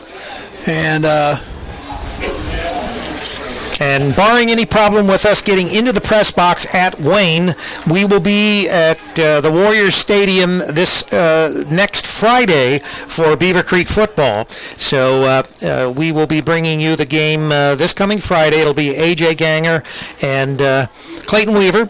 And probably Roger, unless they find a camera person to replace Roger, then Roger will be with us. Roger don't want to go clear up there. Well, I know. Wayne's got a nice stadium. And Wayne is, I don't know if they're ranked number 1 still, but they were up there ranked number 1 in the state in Division I football there for a while. So here we go. We're going to have the onside kick. Of course. The way the ball looks like Springboro's lined up. The Panthers know what's happening here. Oh, a different There's person the squib. kick it. And it's touched. Oh, we got... I think we might have offside by Beavercreek. Well, Springboro will. I think we had the other girl kick it. I think what's happened there. Springboro will decline the penalty, I'm sure, and take the ball where it sits on the 40. No, that was Ortiz. Yeah, it's still Marcella. Yeah, but she didn't kick it. She come up to kick it. Number 85, Hannah Aberly kicked it. Sneaky. You guys didn't catch that. Oh, I see. Well, Charlie, we were looking at Springboro and the way they were lined up. I know. I'm just telling you. All right, so I didn't see a hanky on the field. So it's right here on the 40-yard line. Okay. It's still there. So the penalty is being declined, and Springboro will take over at their 40, it looks like, where the ball was picked up by Springboro, or is it 43, 44? 44. So it's going to be on the 44-yard line of Springboro. And quarterback Brody Mall will... All right, so the Panthers will attempt to run the clock out, I would imagine, here. I don't see them putting it in the air unless they absolutely have to maintain control of the ball.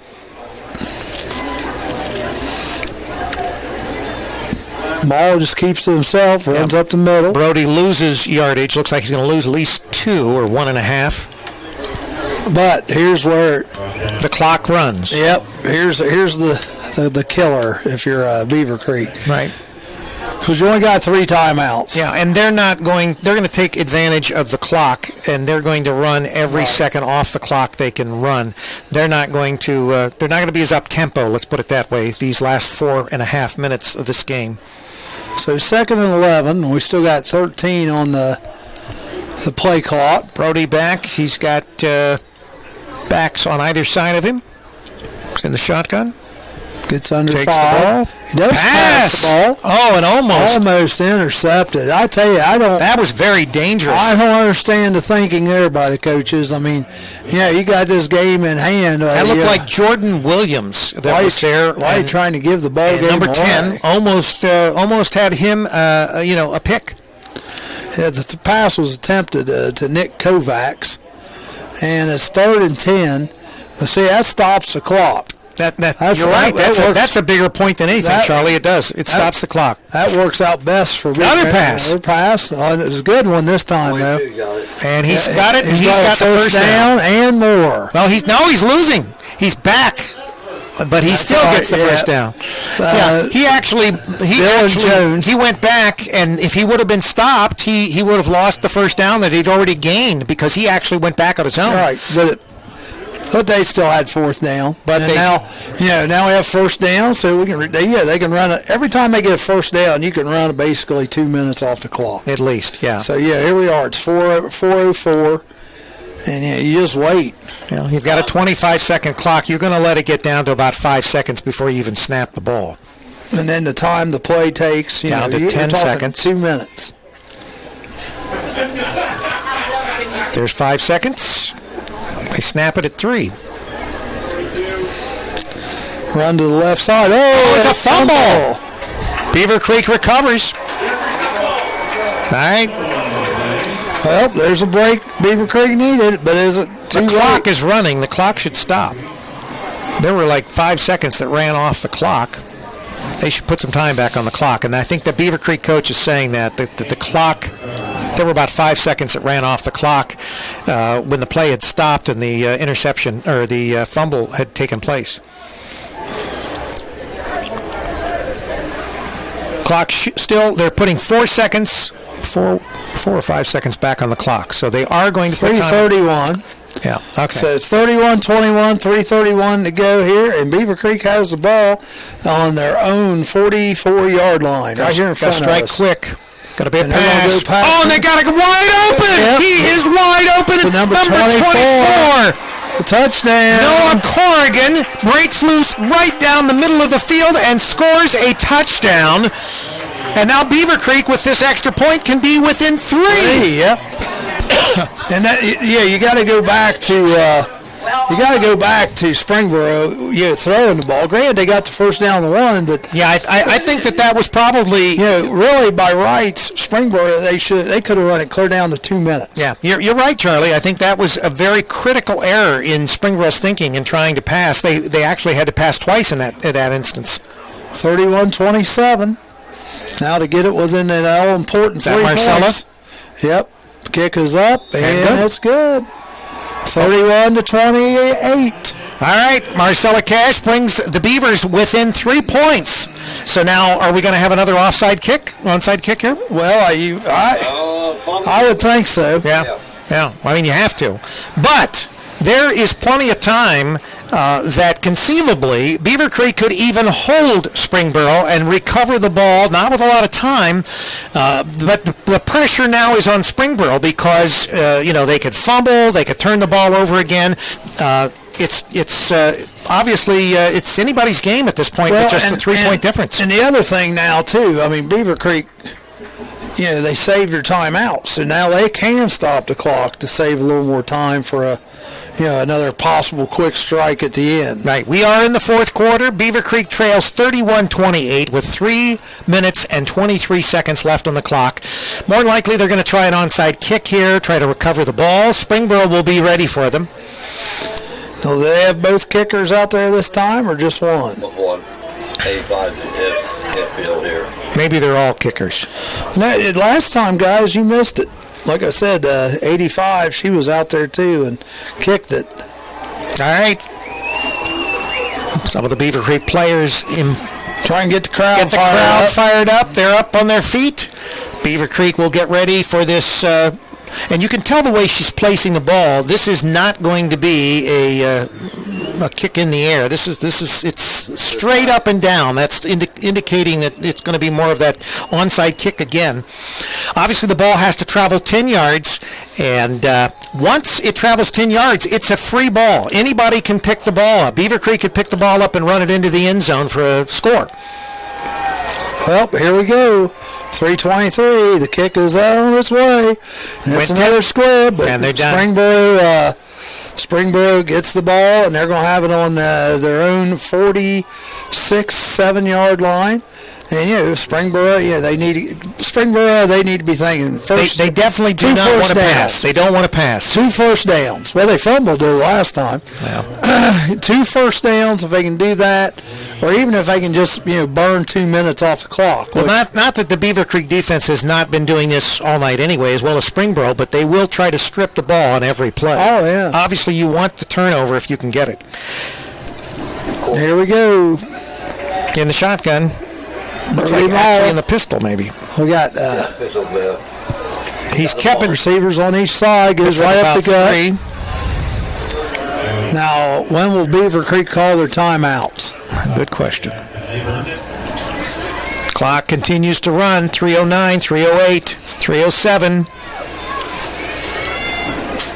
Seems like an eternity, I'm sure, for the Panthers. They want this clock to run down.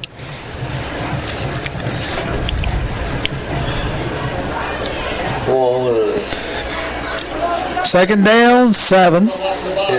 Second and 8. Maul back, like I said, in the pistol. Got receivers 2 left, 1 right. 1 lone step back. Brody takes the snap. And he pitches hands it back. off to Liam. And he gets hit way behind the line of scrimmage. Oh, we have a penalty flag. No, so it's an after the fact. I'm not sure what happened now. I don't know if we had a face mask or... Yep, face mask. Critical error for Beavercreek. It's going to give them a first down. Beavercreek's coach is out there arguing it, but it's not going to help him any. So Liam Foley was brought down by his face mask. Well, this is not going to be a big face mask penalty, just 5 yards. Inadvertent face mask. Yeah.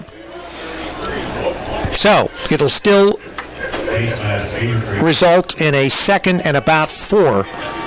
And, of course, that nefarious clock, 2:31. No, probably 2:33. Oh, they're putting 2 more seconds back on the clock. Now, what do we got? Timeout, official timeout. No, Beavercreek calls timeout. So they're taking the first of their timeouts there, Charlie. And, that's, I don't know. I guess they're getting ready to start the clock back up, so I guess that's an all right time out there. We already had a dead ball, but they were getting ready to wind it. They're getting ready to wind it. So. I don't know what kind of trick you could have up your sleeve as far as with 2:33 remaining and not in possession of the ball. It's not like you've got a trick play that you're going to run because you're not running the ball. You don't have the ball. So unless they're just continuing to let they're just trying to stop the clock. That's all. These players know they've got to attempt to strip the ball every chance they can. Right. Well, but that timeout was just so they're getting ready to start the clock back up. So that just saved them 25 seconds. That's what that was for. Because now this clock shouldn't start, I don't think, until the ball snapped. Right. Okay. Panthers come up to the line. We got second and about 4. Liam Foley, Maul does here. Lined up behind the quarterback, Brody Maul. He just hands it right to him. Tries to get it straight up the gut and loses 2. So that's going to make it about 3rd and 6 now. Beavers fired up here. Springboro cannot outthink themselves here now. Obviously, we've got another timeout. Yeah. Wise usage of the timeout, saving those critical seconds on the clock. And now, Springboro may be looking to pass, because, you're only up 3. If you can get a first down, Beavercreek's burnt 2 of their timeouts. Well, there's a lot of things. Actually, Beavercreek has burnt, I think, have they burnt all their timeouts? Yeah. I can't tell from here. Well, and I can't. I really there's can't. There's a goal post in the. I don't even think they have the timeouts listed tonight, but we know they've used at least 2 timeouts. Yeah. So max, they have 1 left. So Springboro probably does need to go to. So what do you do? Do you actually do you pass it? I don't think so. I think they're going to run it, and I think that what they'll do then is they'll kick.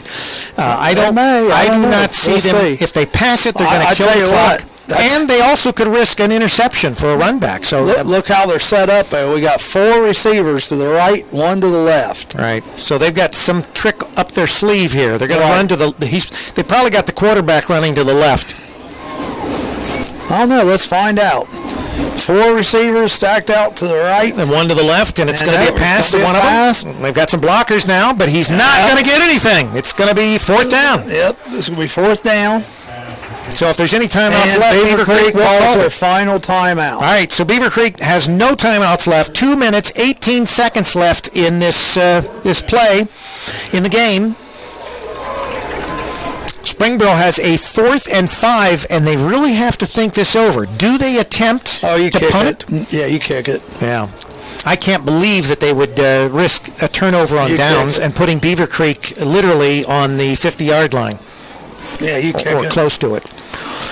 You kick it. There's no doubt about it. And the thing is, you got to make Beavercreek go pretty much the length of the field with no timeouts. And, no timeouts. Special teams have really been one of the keys to Springboro's dominance of the game. Well, and really, Beavercreek, like I said, they have had 3 turnovers. For them to be in this position right now, they need to feel fortunate. Right. Because... they've tried to do everything they can. All right, Panthers 31, the Beavers 28, 2:18 remaining in this ball game. Looks like they've got their punter back to punt.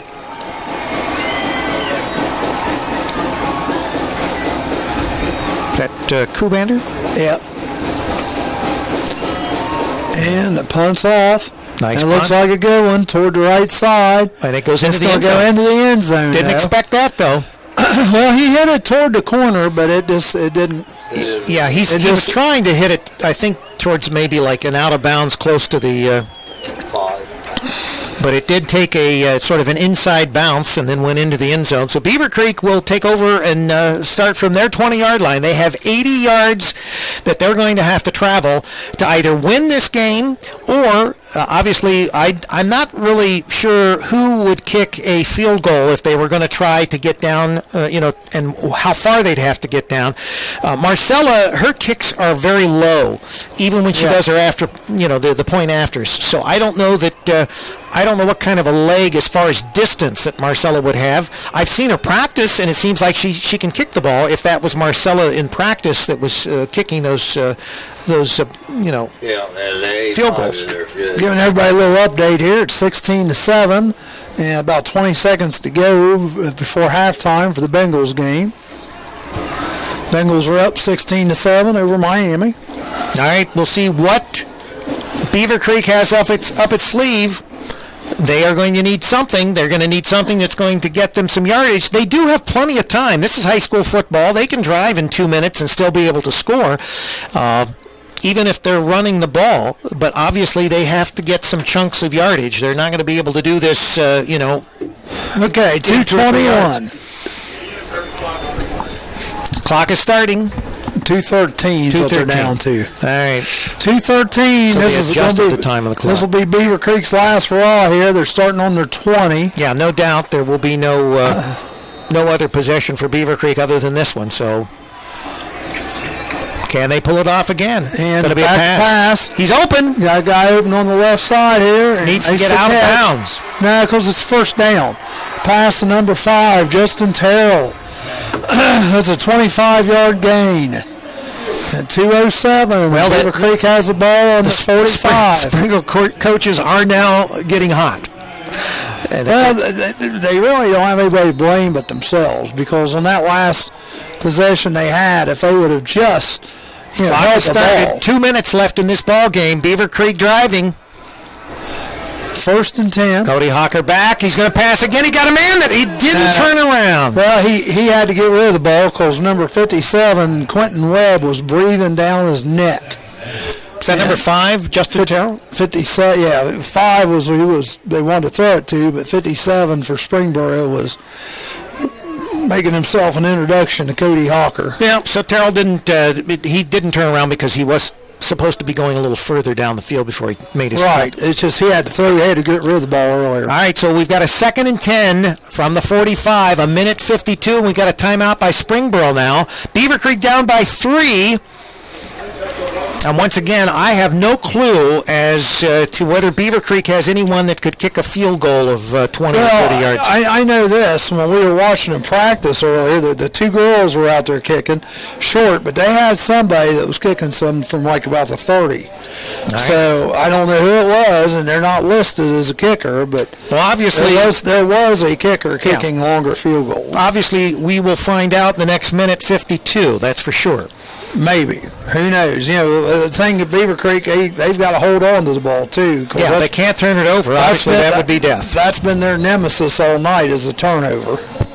So we're at 2nd and 10, 1:52 to go. One of the things we can say from last week's game is they're good under pressure. Yep, ball is on the 45.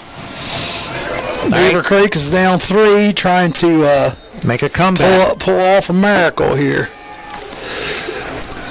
Ball's out to the left. It's pitched. He's staying in bounds. He's getting out now. And he does get out of bounds. Clock is stopped. 1:45. 3rd down and about 7. Noah Corrigan was the ball carrier. He got the ball on the pitch to the right side. Well, of course, we are in fight to get out of bounds. We're in 4-down territory, so they've got 2 more attempts to get this 1st down, and obviously Springboro has to be careful that they're not caught off guard and that someone doesn't slip behind them. 3rd and 7. Trying to substitute late. Number 27 trying to get off the field. He does get off the field. Going to the right side again. Stays in bounds, and he's out. Number 24, that was Corrigan. They said he stepped out at the 45. Got 1st down, Nope. It's going to be close. No, it is a 1st down. It has to be. They stopped. He went out of bounds clear back here. No, so they've got him a yard short. Yeah, it's about 4th and 1. All right, so one way or not, you're going to run the same play whether you were going for 10 or you were going for 1. Actually, about 4th and 2. Yeah. And this is 1:37 to go, so I'll give you a hint. I think they're going to run to the right side, the right side, the last 2 right, so that they can get out of bounds. Now, if we know that, you'd think Springboro would know that too. Well, they know it, but then that's when they slip someone up the center and go for a touchdown.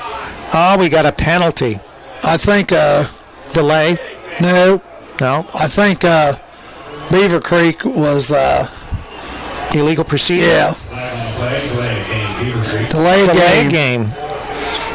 Delay game on Beavercreek, so that's going to make it now 4th and 7. Which this is 4th and 6. Yeah, this is going to make it a much more difficult play for them to pick up. 4th and 6. So this is the ball game here, Charlie. 1:37 left. It's only the ball game if they don't get it. Right. Coming to the right again. He's got it. And it looks like he's got the first down. And he's out of bounds. Out of bounds. And that was a late hit. And they are throwing the flag. They are going to throw the flag. Late hit on Springboro. Yeah, he hit him out of bounds. Springboro is kind of imploding here before our eyes here this 4th quarter. Yeah, that hit was definitely after he had left the field of play. Personal foul. That'll be 15 yards on top of the play. And that's going to put them down really in field goal position. Well, they definitely will do everything they can in the next minute 32 to at least be effectively to be able to get a field goal. The Springboro coaches, they are just beside themselves in the booth next to us. They just cannot believe what they've done as far as giving up all this territory. Well, and like I said, it goes back to the last time they possessed the ball over here on the one they fumbled. Yeah, if they just would have not passed, held the ball, this game had been over 20 minutes ago, well, 10 minutes we ago. know Beavercreek has been effective running to the right and being able to get out of bounds. Let's see if they keep that up. It's going to be a pass. Passing toward the end zone. Oh, it's knocked away. Nice play that by was number a nice 21. And a nice pass. Brayden Rhines. Yep. Nice play by him for Springboro. That was a nice pass. And wasn't a bad idea either. Nope. Quarterback's coming over to get some first-hand information from the coach. 2nd down and 10. The ball was spotted about the 26-yard line. And I would say, once again, they've been pretty effective coming to the right here because they can always get out of bounds. So I wouldn't be surprised if they don't keep trying to run it around the corner. No, they're going... Yep, run to the right again. But they're not out of bounds. No, but he got about 5 yards. It'll be so 3rd and 5. And they're back to the line of scrimmage quick. Minute 10 to go. Back to the right side again. That seems to be the bread and butter. Gotten held up. But they lost a couple yards there. Now we're looking at 4th and 7. And the clock continues to run. That's the big thing. Now, Springboro, do you call a timeout? No. You let the clock run. Now, the question is, would Beavercreek attempt a field goal? I think you almost have to. I think you tried to tie this thing up right here. So what are they doing? Letting it run? They can't let it run down. No. They need to call a play or do a field goal. I guess they don't feel like they got anybody that can kick the field goal from 34, 40, about 40 This yards. is the ball game. Run to the left. He's wide open over there. He got out of bounds. And he's out of bounds with 23 seconds remaining. Down to the 5-yard line. Oh, my gosh. They ran to the wide side of the field to run anybody over there. All right, so now here's the thing. Beavercreek does not have any timeouts. There's 23 seconds left. You either are going to take it in or you're going to kick a field goal and tie it up. Well, in fact, the clock is running now. Yep, 1st down. This is a game. Beavercreek's got a chance to pull up and come behind. Very exciting. Cover behind win. Pitch out to the right. He's got it. They stopped. No. They stopped him on about the 2. That's the game. That's the game. Springboro stops Beavercreek at the 2-yard line at the very end of the game. I don't understand why Beavercreek didn't spike the ball there. 1st down, spike the ball, take time, go in there and try to kick your field goal or run your next play. They didn't even spike the ball. What do we got here? We got a player now. I think he's just upset he didn't get in the end zone. Yeah. So there's some Beavercreek is questioning, but I think this game is over. The game's over, yeah. Yep. I think what they're getting at is the play before the runner was out of bounds and they started the clock too soon. I think is what they're saying. Yeah. They're talking it over. And remember, this is televised, so they have instant replay. But are you allowed to use that? Yes, this is the first year that you can actually, well, let me put it this way. You can use instant replay to revisit the play, but I don't think that they can use instant replay to make a determination as to whether they play whether there's another play. Yeah, because this will be the ball game, and you're talking about possible playoff contingencies here. Yeah, they've got Springboro going back off the field. They're trying to get their players off the field.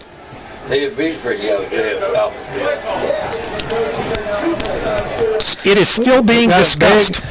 Controversial play here at the end. They're trying to get both the players from Beavercreek and the players. You know what? Still, though, first down, Beavercreek, all you got to do is throw the ball in the ground. Kills the clock right there.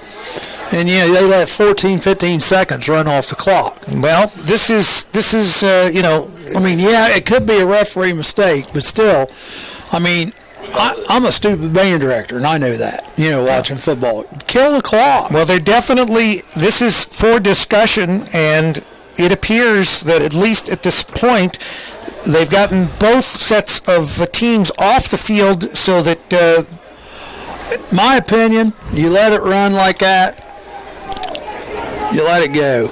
I know that's...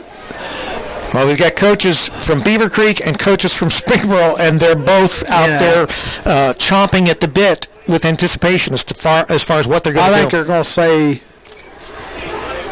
I don't know what they're going to say. Looks like the game's over. Yeah, looks like... Well, I don't know. What's going on? See, I'm not... But see, this goes back also, though. See, you really can't change this because it goes back like the end of the first half where they should have had the automatic first down, and they didn't on the penalty. Remember that? Yeah. Well, I don't know, but obviously... outbound and it's like clock the clock has run out. Beavercreek is... trailing 31-28. But they have the ball on the 2-yard line. Right, they have the ball on the 2-yard line, but the question would be how many seconds would they put back on the clock? And that may be what they're discussing. It may not be a question of whether whether this game still goes on. It may be a question of how many seconds are placed back on the clock. But you know what? That was the play before. I don't care who wins this game, but to me, in all fairness, that was the play before. Yeah, well, that wasn't the last play. You understand what I'm saying? That was the second to the last play where they should have stopped the clock, and they didn't. So there may be something else that they're discussing about the last play is the only thing I could figure. Well, no, I think that's what they're discussing, and I think that's... it's our clock for you. We're just waiting here, folks. We have no idea what they're talking about down there. No, and I can't really tell, all I know is that this officiating crew... The officials are huddling. Yeah, they've made some pretty bonehead calls here. Not anything outrageous, but obviously they're one man down. That may have something to do with it. I don't think so. I think it's just one of those things. Yeah, it's the heat of the ball game. I don't know how you put more time back on the clock and give Beavercreek another shot at it. That's the only question. I don't know that you can do that. But Springboro, I can't tell from looking at the coaches. The only thing they look at is that they're a little disgusted that there's even a discussion going on. Right. Well, we don't know what's going on here, folks. No, that's at this point, it's anybody's guess as to what's going to happen. They're either going to put time back on or the game's over. Right. And I think just being a purist of sport in general, you miss a call, you miss a call. Well, I think the good thing is, obviously, the good thing is that we have the video. So you folks, when you're watching this, again, either Saturday night or when the video is up, if Roger doesn't screw up the video here, make sure you but anyway. But now Beavercreek acts like they've got a play to run. I don't know. Maybe they're just talking about if. But anyway, you'll be able to look at the video, not once, not twice, but as many times as you want, because we have on-demand video. It'll be in HD quality. You can blow it up as big as your television, as big as your tablet, as big as your computer laptop, and you can determine what you think. If you watch this, also there you go. Look at that play at the end of halftime, where at the end of the first half, where where they where they had that. You guys have a camera on the clock, right? We have a camera right now. We have a camera that's on the field. We weren't taking a picture of what was on the clock. I don't know how many minutes or how many seconds they put back on. I'm sure Time Warner does. Oh, you guys aren't Time Warner. I'm sorry. Time Warner's got instant replay. There's a clock. There's a camera sitting right outside the press box, focused on the clock on the scoreboard. That's the guys over in that booth over there. Yeah, on the right-hand side. Yeah. Oh, there was a clock. Yeah, usually Rogers has things focused on the top of the press box or in the light or something. Right, Roger? Well, I'm going to tell you what. If they put time back on the clock, and I'm Springboro, I think the question will be what the explanation is. I think I would be calling the High School Athletic Association first thing in the morning and saying, guys, this isn't right. Yeah, except that once the game is over. Once the game ends here, I don't think that they can actually overrule or change the game. So it has to be decided here tonight. These officials are going to have to come up. We'll be given an explanation, and obviously the fact that they're huddling, they might even be talking with someone that is beyond this officiating. Well, here we go. And they are mic'd, so we should hear this, even though we don't have any windows open. Game is over.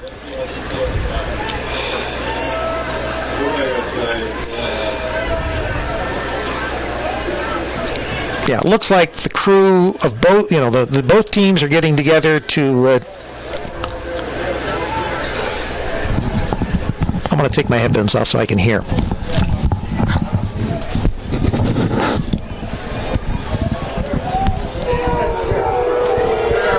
I believe the game is over. All right. Well, Charlie, we don't even have to question, right? So I'll tell you what, Beavercreek fans are hot, and the police are out there around the officials right now, and so is the Time Warner reporter trying to figure out what the heck happened. Yeah, well, obviously there may be some explanation as to how they arrived at what they did, but anyway. The game is over. It is official. Beavercreek down by Springboro, the Panthers, 31-28. In fact, they've turned the scoreboard off. They didn't even want the score to remain up there. But I think that was right. That is our. I'd have to look at the video once again to determine. But even and we were here. We watched it. But even in the pros and even in college, if a play had happened two or three plays ago, I don't think that's what they were discussing. I think there was something in that last play that they were discussing. No, I tell you what they were discussing. They were discussing the clock shouldn't have started. But that was from the previous play. Yeah, but we don't know that's what they were discussing because they didn't say that. I would bet a Coke on it. Let's bet a Coke. I'll bet a Coke on it. Yeah. But that's what they were. I don't think that they would have even discussed two plays. Two plays before. It was only one play before that. What I'm saying is, but that's two plays. Here's the thing. I mean, Beavercreek, fans, you're going to be mad about this. You might be mad at me, but you've got 13 seconds. You got a first down. Ground the ball. Throw the ball into the ground. Stops the clock. You got enough time to run the play, enough time to probably win the game. So the Panthers go to 4-2, and Beavercreek drops to 4-2. And we will attempt to be in the press box at Wayne. AJ and company will attempt to be there at Wayne if we can get into the press box, or even if we put them outside the press box if the weather looks appealing enough. But we will attempt to bring you the Beavercreek Wayne Warriors game this coming week. Don't forget, tomorrow night we've got Hurricane football. The Hurricane travel to East Clinton and the Astros.